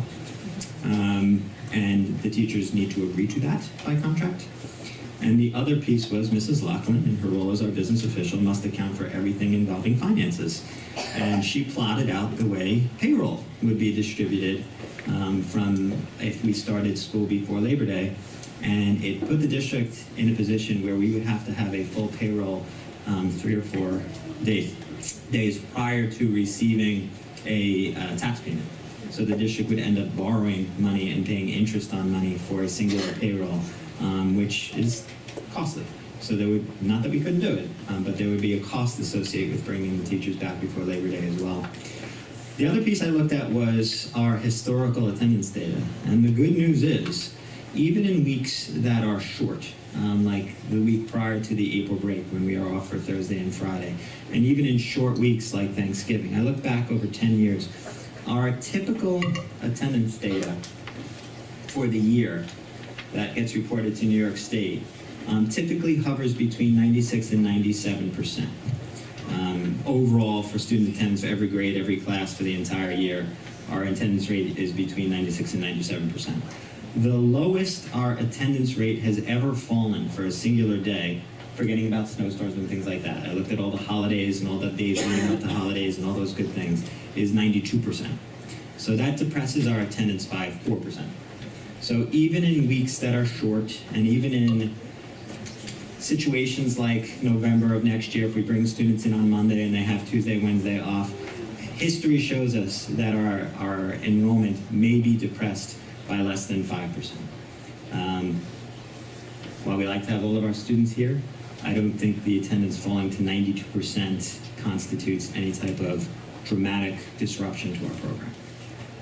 I just wanted to make note of something, Becky, I agree with, looking at the calendar as a whole.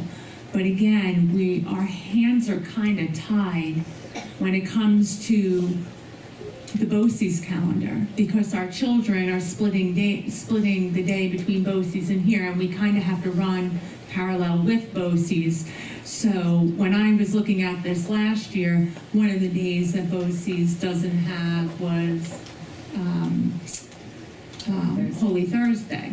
So if we're looking at making major changes to something that you might value, like getting rid of a February break, that just doesn't really jive with the education of the students that are going to that program.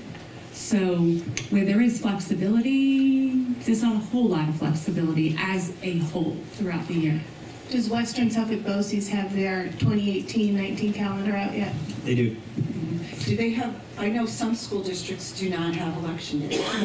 What election is the provisions around that? Can we explain? I would think there was some flexibility with that. See, I would love to open on election day, but 3 of our 4 buildings are used as polling places. So what are the requirements for that? Do we have any sort of? We have no jurisdiction. The Board of Election tells us which buildings they'll be using and what we have to do when they get here. And the security that you see every day and how difficult it is for visitors to access our buildings is completely disrupted by election laws. And I do not feel, for general elections, comfortable keeping the buildings open to the students here. And we do not have the authority to tell the Board of Elections, no thank you, as much as we'd like to. We've tried. So why do some school districts not have election day, or do they not house? My home district is always open on election day because the voting takes place in the local firehouse. So is that not something that we could petition to the Board of Elections? Well, Mrs. Loughlin informed me when I blew my top that we have tried that multiple times in the past. And the Board of Elections not only will not change our locations, but they continue to use both John Glenn High School and Elwood Middle School, which for me seems like a ridiculous use of resources, to have people parked in 2 locations and twice the number of election workers and twice the numbers of equipment.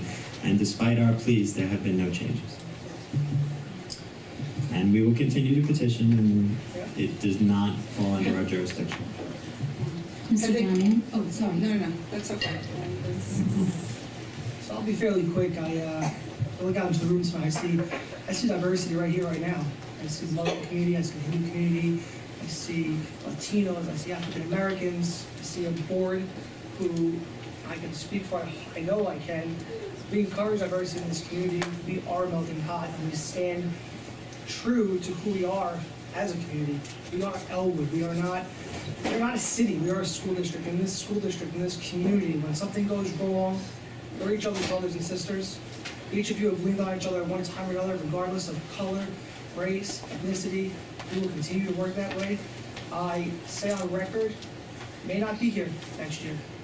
Some of us may not be here in 2 or 3 years. The election cycle will change, board seats will change, but I encourage all future boards to look out into our community and realize that we are diverse, we are different.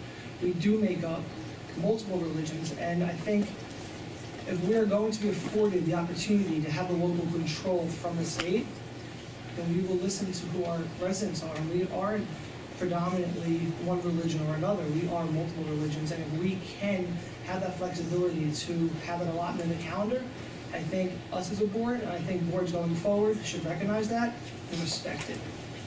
I do have one little gripe with one of the speakers tonight, and I'll refer to her as Dr. Siddiqui number 1. I sat here last year and I said I didn't want to come over for dinner when we did have the holiday. We didn't invite you. Say that. We weren't invited. We're invited, so anybody else who's going to be hosting the holiday, please extend the invitation.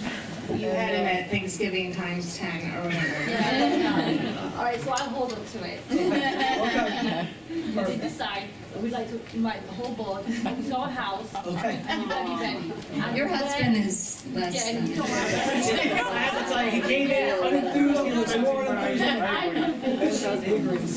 Okay, let's not get out of here. Well, you only get So- so, but yeah, and for the men, wear loose pants, because you're gonna. Suits are tight, so don't worry. But sitting here, I grew up in Elwood. I get it. I sat on a football line of 5 different linemen. 4 of the 5 of us were of different religion and ethnicity. We sat there and we learned each other's backgrounds. We learned each other's families, our religions, our food. We ate vicariously through our feelings of different cultures, you know. And when you asked before, how do you unite the community? I think Ms. Savitsky said it. How do we kind of go about understanding everyone's religion? Well, that's food. That's definitely how we're going to do it. You know, there's no way from your mouth to your stomach. That's how you learn each other and get one another. And I sit here and I think my best way to express how I feel is I'd like to motion to adopt the calendar for this evening. Okay, so, I'll get to that. Okay, you know, last year we came together and we did this as a trial, and we asked you to please talk to the state and see if they can give us some guidance, and the state did give us guidance. So, you know, you look at attendance and you say, well, the day after Super Bowl is, and sometimes I'm all about numbers and attendance and let's do what's best for the most and all this, and that's where my mind was going. And when I saw the day after Super Bowl and I said, oh wow, that's not important. And you know, you start really thinking about these things that we're teaching our children, and we have to believe in that, and we have to show the children that we believe in that. And that's where I'm at on this now. I share your concerns about AP. I really do. And I think we have to figure that out as a district. And I ask you to go to the college board. I asked you to go to the state. Let's go to the college board. And New York State takes a tremendous amount of AP exams. And the timing isn't fair. Long Island takes more AP exams than some states. So why can't that be pushed back? Just like the state pushed back their calendar. We need to work on that. But when an AP teacher says, we'll get this right, we back this, I have to listen to them. And even if they didn't, we have to figure this out as a group. So we have to practice what we preach to our children. And I'm behind this calendar 100%. That's all I have to say. Do you want to make that motion, Mr. Tillman? Can I ask one more question? Absolutely. I would like to know why we have 4 superintendent conference days, why it's not a day of religious observance, or why it's not a holiday. Because I know, looking at other comparative calendars of districts, we have more superintendent conference days and less instructional days, even with the districts that observe these 2 holidays. Days of religious observance means schools in session, and students who observe those specific holidays are just not required to attend, which is where we've been on those holidays. Every student has the right to take a day of religious observance if they demonstrate that their faith would require that. So there would be no change to the calendar by just designating a day as day of religious observance. The reason why it's conference days is because we feel that's a valuable use of professional development time. We traditionally had 4 conference days. We just changed the way they were placed this year to reflect the holidays.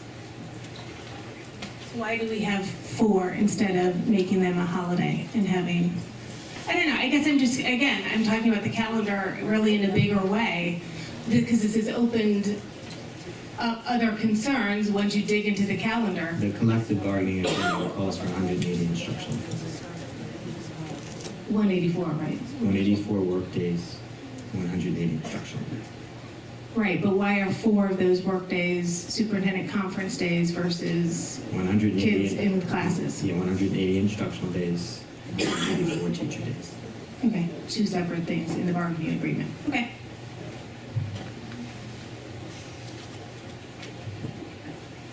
Mr. Tony?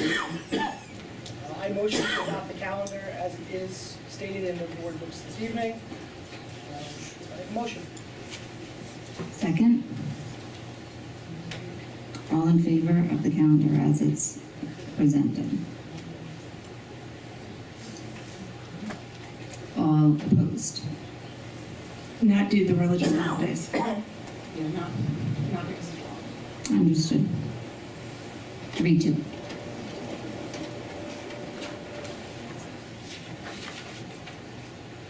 Okay. So for the record, for those in the room, that means the motion has carried, and that will be our calendar for the operating year 1819.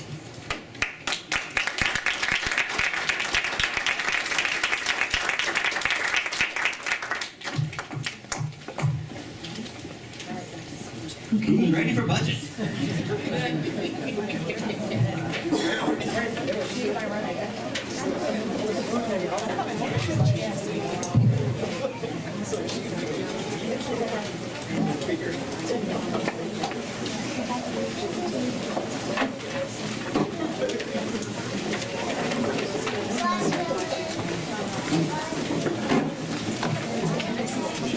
You don't have to leave. No one has to leave. But we're going to give you a moment if you care to leave. But I encourage you to watch the video tomorrow because Mrs. Altman gives a very good presentation.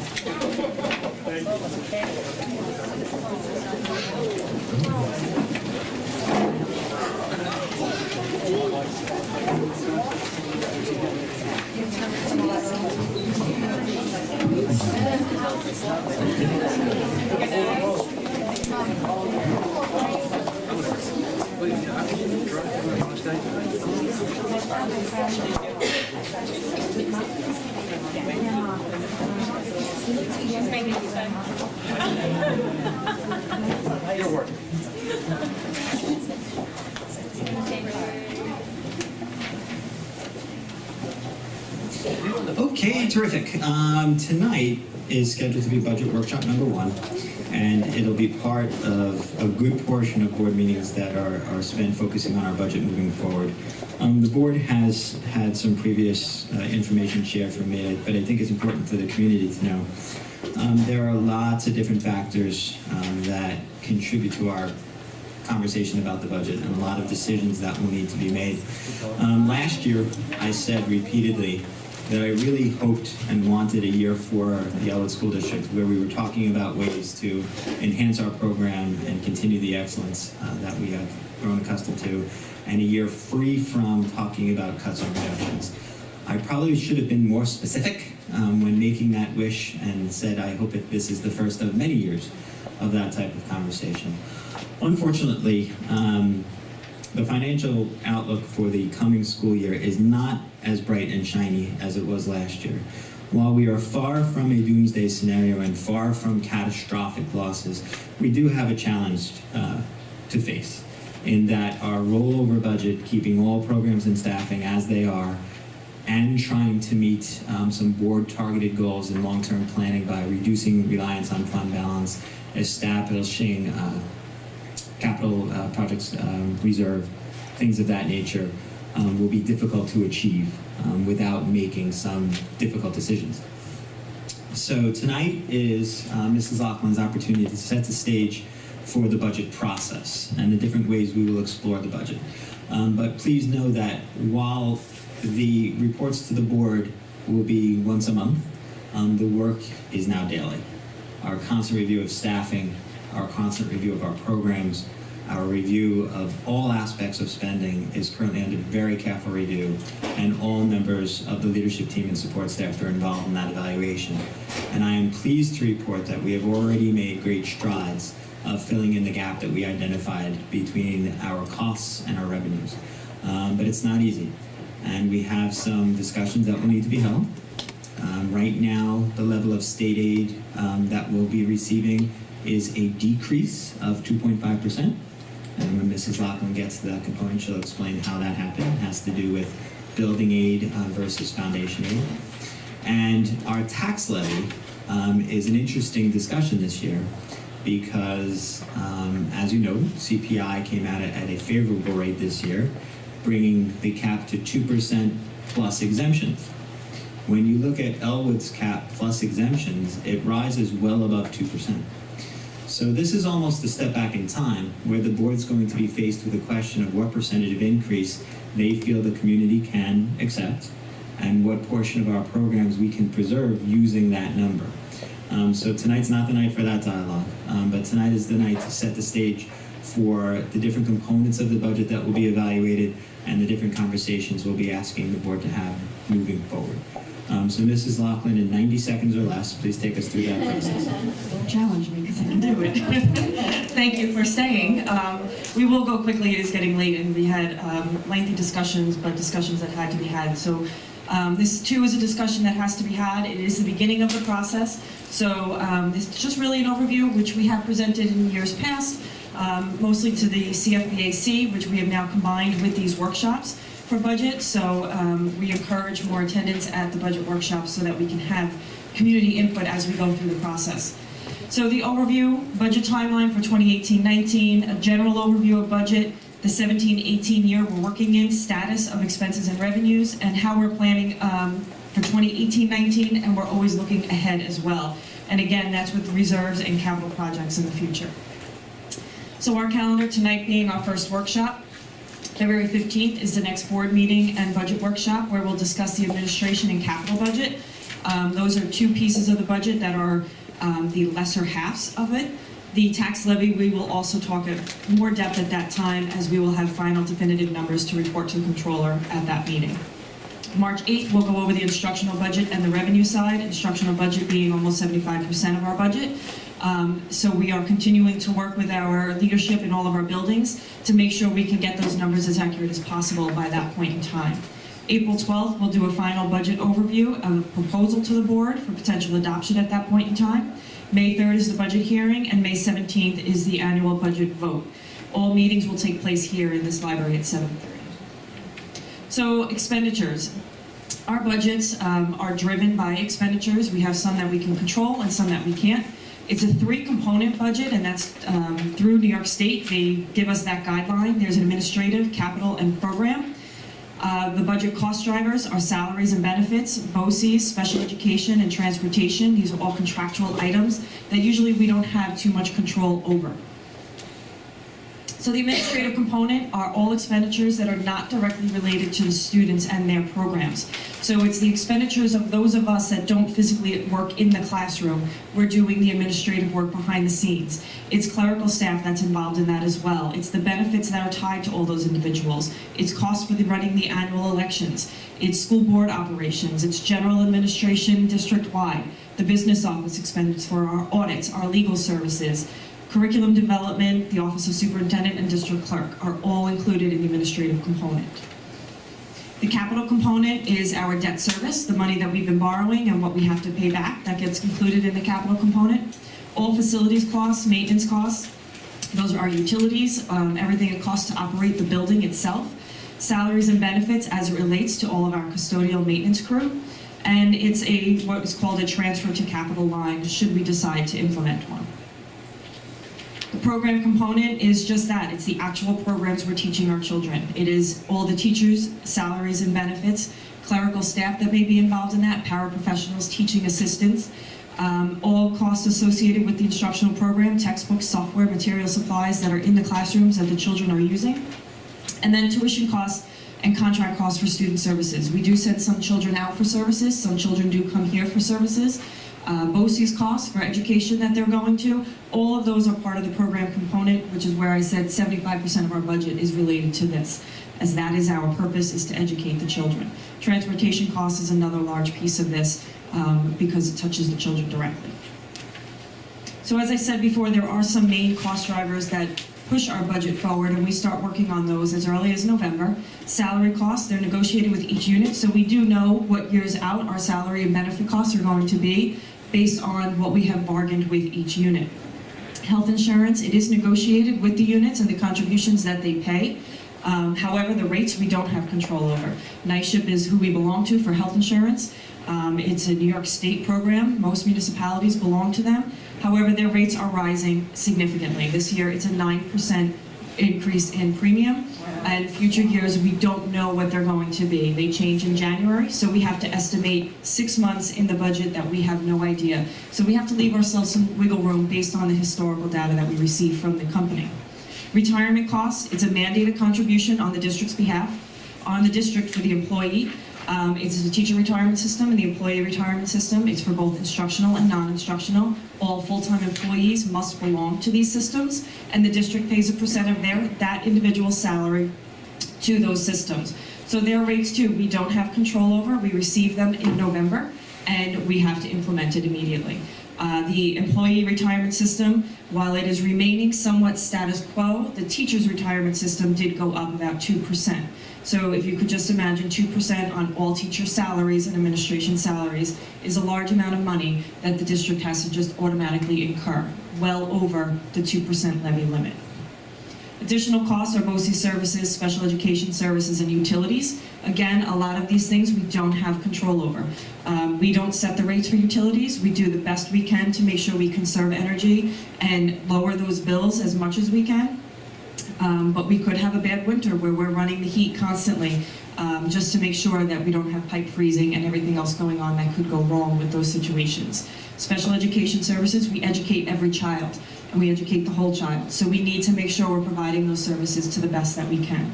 And BOCES services, we utilize the BOCES for educational purposes. They bring in professional development. There's many avenues to the BOCES programs. However, we do receive aid back on that, so it is advantageous for us to go through the BOCES.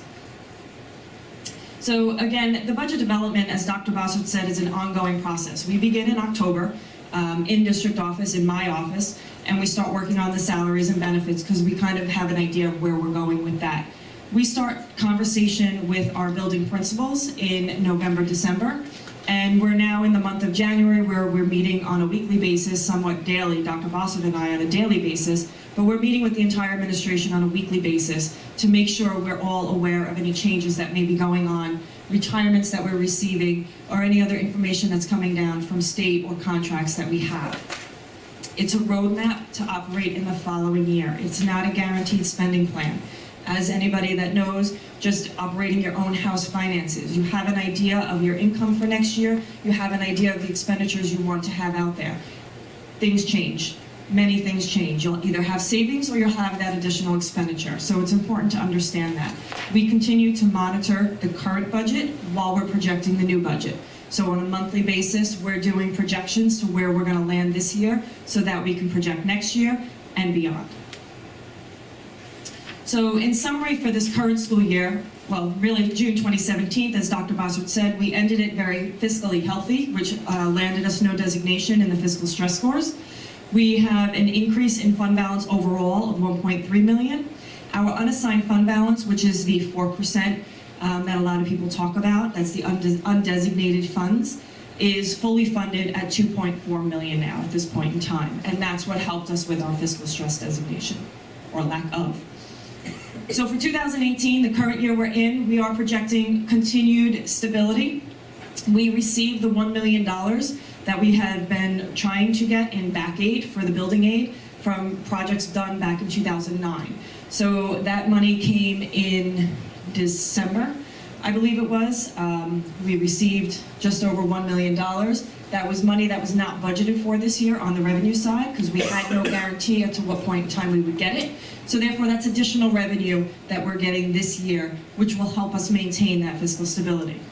We're anticipating at this point in time, while we still have quite a few months left in the year, that we will be within budget, if not under budget, in our expense side. So we'll have some additional savings to put into fund balance at the end of this year to remain stable.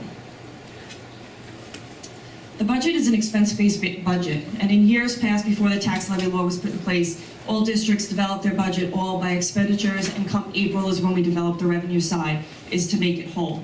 We've kind of turned the table with the tax levy. We develop our revenues now with what state aid is going to be, what's our levy limit allowed to be, and then we do our expenditures to meet that revenue side.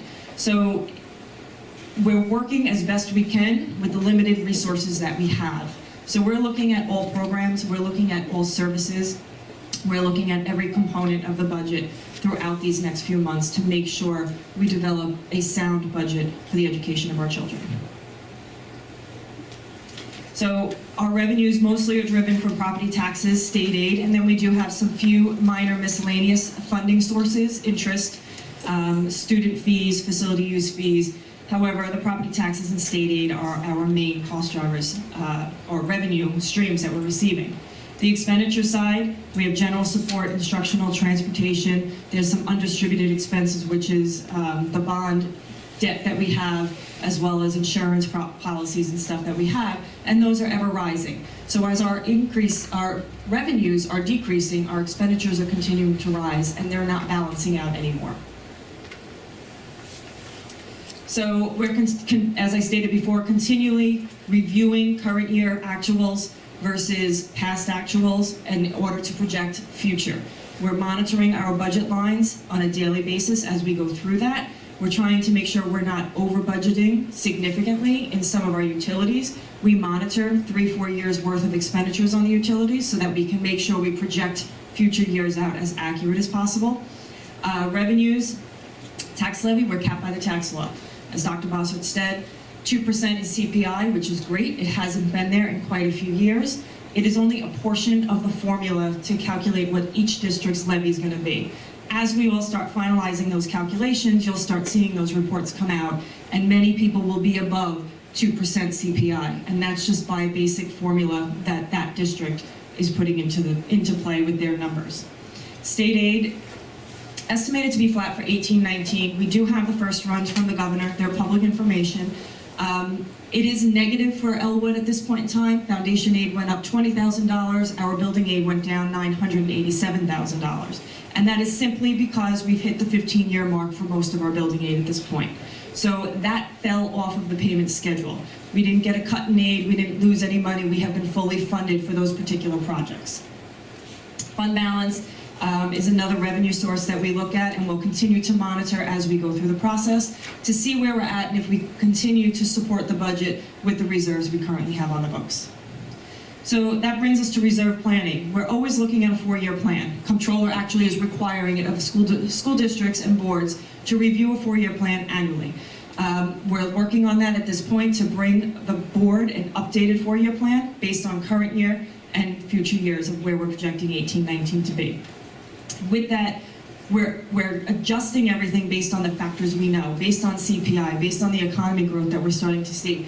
That's going to all impact the 4-year plan as opposed to what we presented last year to now.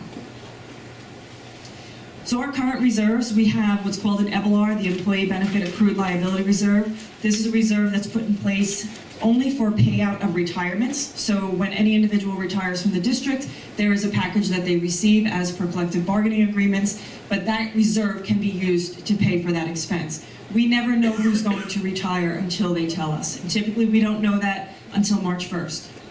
So we have to try to estimate the number, or we don't estimate it, and when the expenditures occur, we allocate the EBLR monies in order to pay for it so it doesn't affect the budget expenditures. We currently have 1.2 million. The actual cost for the district, based on our last actuarial, is 4.3 million. So we're not fully funded. I can tell you most districts are not, because it is just an expenditure. That is if everybody was to retire, that is eligible to retire right now, it would cost the district $4.3 million. That's not happening. We're not seeing that occur. So that is an area where we can always continue to fund to make sure that we have the funding, the reserves and the money later should we see a huge influx of retirements come through. The retirement contribution, that's only for the ERS pension funds, the employee retirement. Those are our civil service, our clerical staff, paraprofessionals, custodial staff. We are not allowed under current state law to have a retirement reserve for teachers, for the teacher retirement, which is our largest pension expense that we have on the books. There's currently legislation proposed to allow districts to start creating one, but at this point in time it doesn't exist. So we currently have 1.7 million in that reserve. The reasonable funding, if you talk to most of my colleagues and those that we receive training from and the comptroller, would be 3 years worth of expense in that fund. 1 year of expense for Elwood is just under $800,000. So as you can see, we're not there. We're at 1.7 million. Fully funded would be about $2.4, $2.5 million. So for the future, we're looking to continue to fund the reserves that we have on the books. Fund the EBLR approximately $500,000 at the end of this school year. And this is due to the extra $1 million that we received from Building 8. So we can throw some additional money into the EBLR reserve to protect us in future years should we see an influx of retirements from our teachers. Fund retirement reserve, the ERS reserve, approximately $750,000 to $1.2 million in order to get to that fully funded level. That is the most liquidable reserve. We have more flexibility in that one than in any of the other ones because that can easily be used to fund the expense of the full ERS cost to the district. So as we book the expense, we'll book the revenue the same by just using our reserve. So it's a net cost on the district. We would also look to try to apply around $850,000 to the 18-19 school year, which is currently, I believe we have 1.2 million, I think 1.2 million we're at, which is the unassigned fund balance that we're applying to the budget to assist with the program. The 4-year plan that the board has been working on, and as we keep adjusting, is to reduce that down to zero, to not rely on that undesignated funding that we've been relying on in so many years. We want to be able to sustain our programs without having to rely on dipping into the unreserved pool of money. And we also are looking to maintain the 4% unassigned as well. For future conversations, just for the board to start considering, is whether or not we want to establish any additional reserves. We can establish a repair reserve or a capital reserve. This is just the difference between the two. The repair reserve would be a board resolution. The capital reserve is voter approval. So it would go on the ballot in May, and the voters would have to approve that reserve being created. The repair reserve is funded with budgetary appropriations versus capital, which is, again, voter approval. We would set a limit as to how high that reserve could go, and we would then fund it as the funds become available. Funds expended with voter approval in the both reserves. In the repair, it may be expended without voter approval for an emergency. So in the current time, in the situation we're in with the roofs, should we have an area of the roof that needs significant repair, we could then use a repair reserve for that particular repair, but not replace the roof. A capital reserve would allow you to replace the roof. So these are the differences. It's a conversation we'll continue to have at the February meeting. I'm in the process of talking to my colleagues about which is better, which is easier, what are most districts doing, and we'll bring that information forward in February.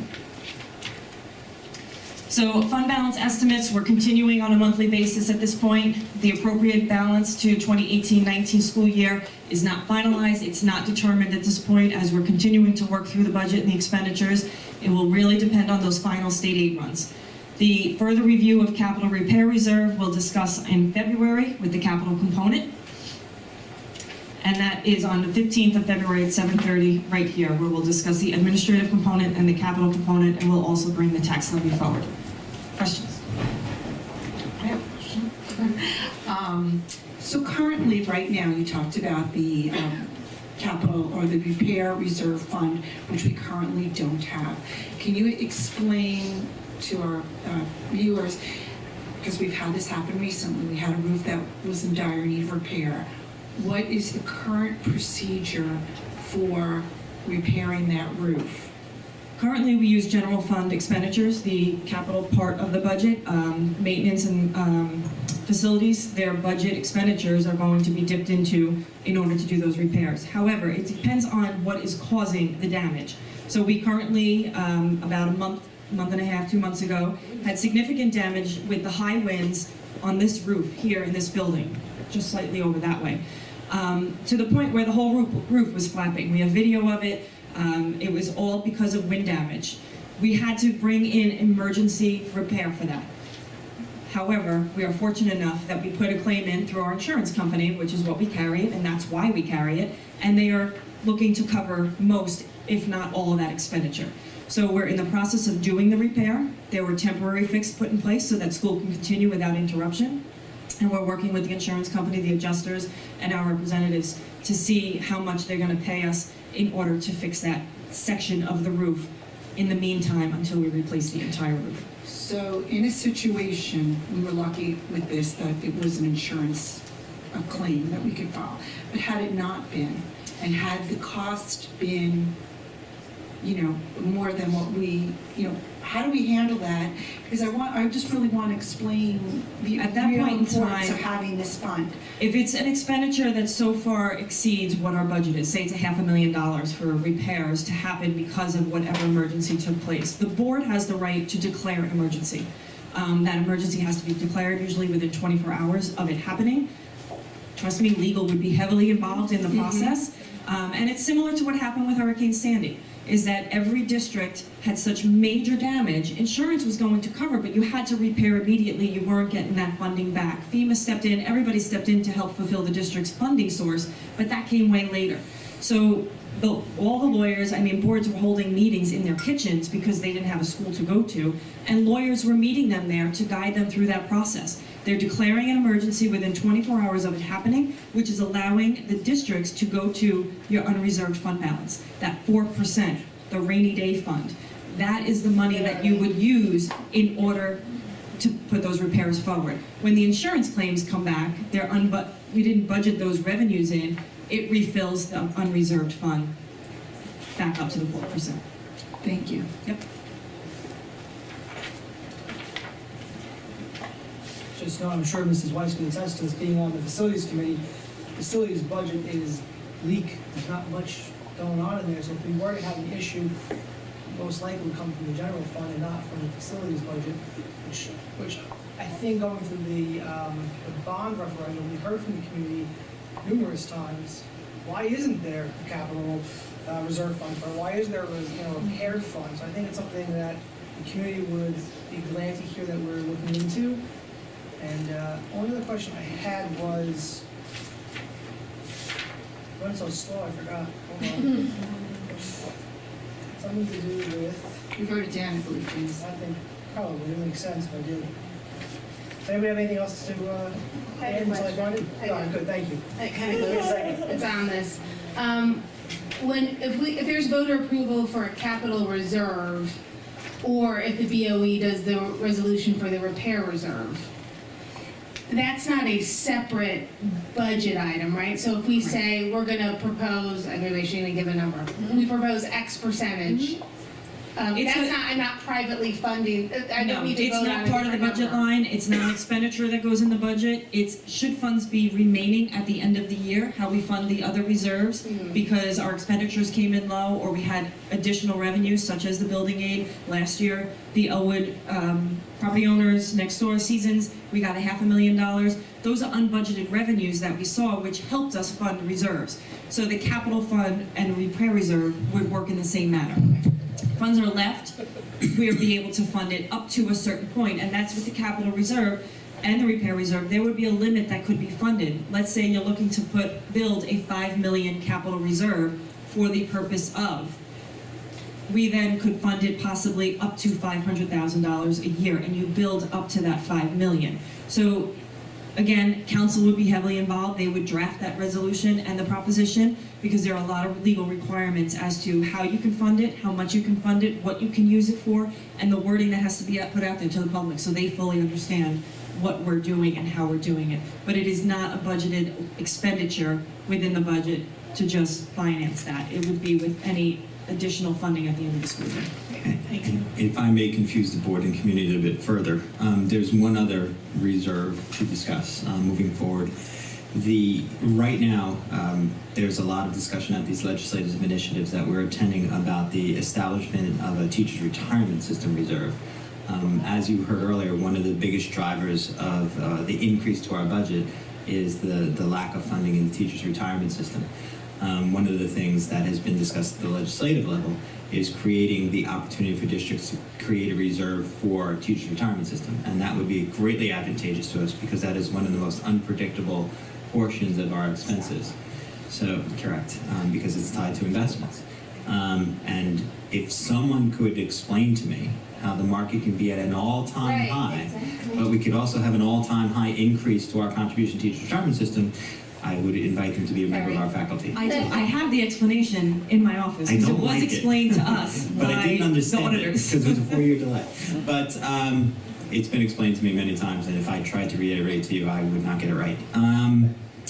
That said, if that flexibility becomes available to the board, it would be extremely advantageous for our district to take advantage of that flexibility. So I will keep the board informed about that legislation. But because there's no cost associated with it, it seems that there's going to be a great deal of legislative support for that initiative. I do remember, had to do with the bond also. There was a couple questions in one of the bond forums about our Moody's rating and following our 4-year roadmap, if you will, and how we got to not being deemed susceptible, and we are now no designation, exactly. With the future reserves, being able to do all this and maintain the 4% unassigned and kind of staying where we were going, the money we borrow from the bond for the community's purpose, we're not, when we borrow the whole thing in its entirety, we're not paying the interest rate overall. As we borrow the money, we're paying the interest rate. So if we stay deemed the way we are, not in distress, we will continue to get this great interest rate and borrowing, so it kind of behooves us to stick to our roadmap and stay where we are. Correct. Okay. And what we would do with regards to the bond, we are not borrowing $35 million on July 1st, because we're not doing $35 million worth of work on July 1st. As we start developing the proposals and do the bids and doing the work, we do what's called a BAN, a bond anticipation note, and you then turn those over every year. It's renegotiated, but you are paying interest, you're not paying premium. So you're only paying the interest expense on the BAN until you turn it into a full bond. And we wouldn't turn that into a full bonded project until the project is complete at the 4-year mark, 3-4 years, however long it takes us to get to the end line of the 35 million. So the expenditure for that, all you're seeing, recognizing, is the portion of work that is being done at that point in time, and it's the interest expense as related to the borrowing of that particular amount. So should we be able and be successful in doing the roofs this coming summer, we would potentially borrow $11 million in order to fund that project and only pay the interest on the $11 million over the course of the 18-19 school year. Thank you. Any other questions? No? No questions? There's a second resident remark at the end, so sure. Just have a couple of, thank you, Carrie, very much for that explanation. Applause for a buck, you bet. No, because it's over. Oh. So, can I have a motion to approve the financial matters under L 1 and 2? Motion by Mrs. Weiss, second by Mrs. Malolito. All in favor? 5-0. No questions or comments? Okay. Can I have a motion to approve the personnel agenda as per attached? Mrs. Weiss, seconded by Mr. Tamio. Questions, comments? I just have a comment. There's 2 retirements on there that I'm sure we'll be honoring at the end of the year. Yeah. Music teacher and a long-term TA, just 2 retirements. Yeah. Anyhow, all in favor of the personnel agenda, 5-0. Can I have a motion to approve the recommendations of the special ed, action item number 2? Mrs. Marcus, Mr. Tamio, second. All in favor, 5-0. And then just so that people understand these next couple of action items, Mary Lou Janelli is working with us because she did this in her former district as well, and we're really taking a look at the policy manual of Elwood and updating it and making sure it's accurate. And these NISBA helped us look through the policy manual as well and did an audit. And these next couple of things are just the first one is the smoking policy. That's an actually draft policy because it's new, because it includes e-cigarettes. The others are just really changing numbers of the policy or deleting them, so not really a lot of changes on those policies. So can I have, go ahead. I just have a question. I'm not so keen on first and second readings on policies. However, I believe that this particular policy is just to bring us to compliance, and there's really no discretion for us in there. So can you just Let me know if that is the case. Yeah, we have to be in compliance with the New York State minimum wage finance, and that's why we needed to change the policy to reflect the new minimum wage that went into place on January 1st. The board, unfortunately, while you're voting, has no flexibility on this one. That's fine. I just didn't want a first and second to go through in one night on one vote. I historically don't go there, but this is just to bring us up to compliance, and that's okay. Right. Just to reiterate something that Mrs. Freed shared, we have done a full evaluation of the district's policy manual, and I think the board should expect to see policies on all of their agendas moving forward for some period of time. Any policy that has a substantive change or is new is going to be first vetted through the board's subcommittee for policy, which was identified to be Mrs. Weiss and Mrs. Marcus. And right now we have a large number of policies that are out for administrative review. They are due back to my office just prior to the February break. So I would think just after the February break, I would assess Mrs. Weiss's and Mrs. Marcus' availability. We will sit with those in priority order, and then bring them forward to the board as revised for our first reading and then the second reading. Those that you see tonight are number changes and things of that nature, and no substantive changes to our actual governance.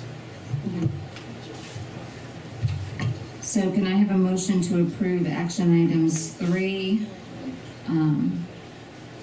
through 6? Mrs. Mamalito, second by Mrs. Weiss, all in favor, 5-0. Can I have a motion to approve the business agenda as per attached? Mr. Tamio, second by Mrs. Mamalito. Questions, comments? All in favor, 5-0. Any items not on the agenda? Yeah, I have one, I'm sorry. District Clerk, would you care to survey the board on the BOCES vote?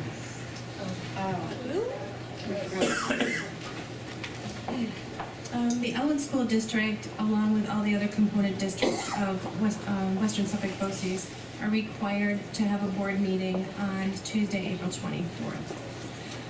This would be an additional meeting on our Board of Education meeting schedule.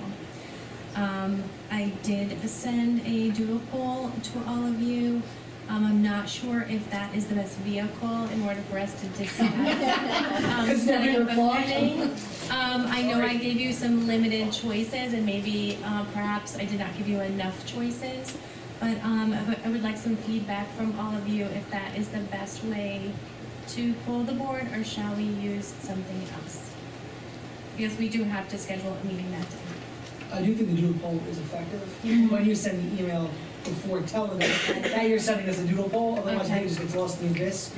Okay, so I'll set it up. Yeah, I honestly didn't see it, so I apologize for that doodle poll. But the 24th works for me. Early morning meetings are good for a number of us on something like this. Okay, the meeting is only will have 2 resolutions, and it should last 5 to 10 minutes. Yeah, so like we have shown up for 8 or 9 o'clock meetings in the morning. So that's a Tuesday, correct? It's a Tuesday. Okay, Yeah. so if it's early, I think we had a okay, consensus. I'm at work by 7 on Tuesday. What's early? 8 o'clock? I don't really care. I mean, it's really up to everybody else. I'll make her, especially 8 if there's o'clock on bagels and Tuesday work coffee. for at least 3 of us? I would say 9 o'clock. Yeah. Can I bring a child? And then it works. Of course. Okay. We allow children at Children with iPads. 9 o'clock on Tuesday. Okay, so we have Mrs. Mamalito, Mrs. Weiss, and Mrs. Marcus are able to attend. Yeah, that's fine. You shouldn't, I mean, you know, you just need 3 people. You just need 3 people. That's fine. We've done that. Okay. Communications, none. Second resident remarks. I have a question, but I have to come up. You're on video, we need a microphone. Okay, so I have a question for Carrie. So this slide with future reserves is options with extra money. Did I understand that right? These are just different options that you're presenting to the board. Correct, with whatever potential funding we have at the end of this year to put into reserves for next year, yes. Okay, am I understanding right, that you presented that we have $1 million aid that was owed to us years ago, we spent, We didn't expect to ever get it, but now we got it. There was an amnesty period that opened up for school districts for building aid. In the past, the way it worked is if you didn't file what's called a final cost report when your project's complete, that drives your aid. And at that time, those reports were not filed by the deadline in order to do so. Therefore, the aid was never received on those particular building projects. There was an amnesty period that was opened up by SCD that allowed school districts to get in a short period of time, all those final cost reports. My predecessor, Mr. Pastori, did that, filed all of those, but unfortunately, when you do it, you go in a queue and you just sit and wait until the state has funding available in order to pay you. We finally came up in line in the queue, which allowed the funding to be released. However, I would like to credit Senator Marcelino. We advocated to him greatly that we really needed the funding given our fiscal stability that we were trying to work towards and the situations we were in financially. And his office worked with us. I was in contact with him on a weekly basis. My staff was in contact with SCD themselves on a monthly basis. So really, we have to thank Mr. Marcelino. We did send a letter to him and we have thanked him numerous times. But I think it's important for the community to know what your senator is doing for you here in Elwood. And he did help expedite those funds to us because we were coming down to a crunch time where the funding was going to come short. Well, I would like to publicly thank you and your staff because the work you do and the money that you've been finding for us all these years, the last few years, I think is remarkable. And every time you present, I'm, impressed. What I would like to just say quickly is that as you go forward with the new budget for next year, I know this is the first night, and you know how I feel about teacher to student ratios, and you mentioned yesterday at our, right. So as you go forward, talking about money that came in, surpluses, putting money in reserves, things like that, I would be distressed if student to teacher ratios and class sizes were affected detrimentally in any sort of way. I would like there to be a conversation of, I get the Moody's rating is super important globally, larger picture, but preserving or improving our ratios might also be an option. It's our intent in the administration side to present to the board a sound budget that maintains all instructional programs. We're not looking to make cuts, as Dr. Bossert said. We've been there, we've gone through it. We're not looking to put stress on the community. Keeping class sizes is a priority of Dr. Bossert and Mrs. Hull. So it is certainly something that we're looking at, and that information will come in March when we discuss the instructional budget at that time. Thank you. I just wanted to be on the record as reminding that of that priority as well. I do think this maintaining 4% unassigned is super important, and I trust you completely, really. So thank you. Thank you. So the state aid sort of looked like it stayed flat in the newspaper, but the real story you kind of went over very quickly. If you could just review that. The state aid runs were released, and the Newsday presented 3.5% increase, I believe, in state aid, which is true. They did increase state aid by 3.5% statewide. So what they did, though, is the funding is going to those districts that are considered poor. There's a Commonwealth ratio that is every school district receives, and 1 is the average. If your number is anywhere above 1, even by 0.01 points, you're considered wealthy. Welcome to your wealthy community. We're wealthy. So therefore, we are not getting that funding. You will see when you look at runs, if you choose to read these wonderful reports that we get, Brentwood is receiving a significant amount of aid. William Floyd School District is getting a lot of aid. Patchogue Medford is getting a lot of aid. Wyandanch is getting a lot of aid because they're considered poor school districts. Their wealth ratio is below 1. So that's where the money is going to, and that's the focus of, I believe, the legislation at this point in time, is to start putting the money into those communities because they're starting to see programs go down and they're trying to help their graduation rates to reach what ours are. So while we know fiscally we are not rich, we all know that. We are an average wealth community. However, the state looks at it that we are considered on the wealthy side. We're not well above 1. I think we're 1.02, but we're considered wealthy. When you look at the 18 component districts of Western Suffolk BOCES and you rank the level of increase by percentage that districts received in state aid, we were third worst of the 18. Cold Spring Harbor got less money than we did, which you can draw your own conclusions. And I believe the other was Harbor Fields and then us. And districts that were perceived to be in greater need received greater increases. This is first round of state aid. It is now being negotiated in the Assembly and the Senate, which is why we will receive additional reports and feedback. There's numerous things that are being discussed, not just the financial side of the aid, but there's a lot of push, as Dr. Bossert said, for a TRS reserve. They're looking at changing some funding formulas. So we don't know what the final numbers are going to look at. April 1st is the budget deadline, and we anticipate, and as my understanding is they anticipate an on-time budget, and that's when we'll have our final state aid funds. We will need to make some reductions for next year, but we're in the fortunate position of having placed ourselves in the best possible financial position to face the challenge. So the reductions will be made with a scalpel, not a chainsaw. So we're very carefully reviewing our expenses. I'll use that metaphor again because I like it. I can relate to that. Dr. Siddiqui can relate to that.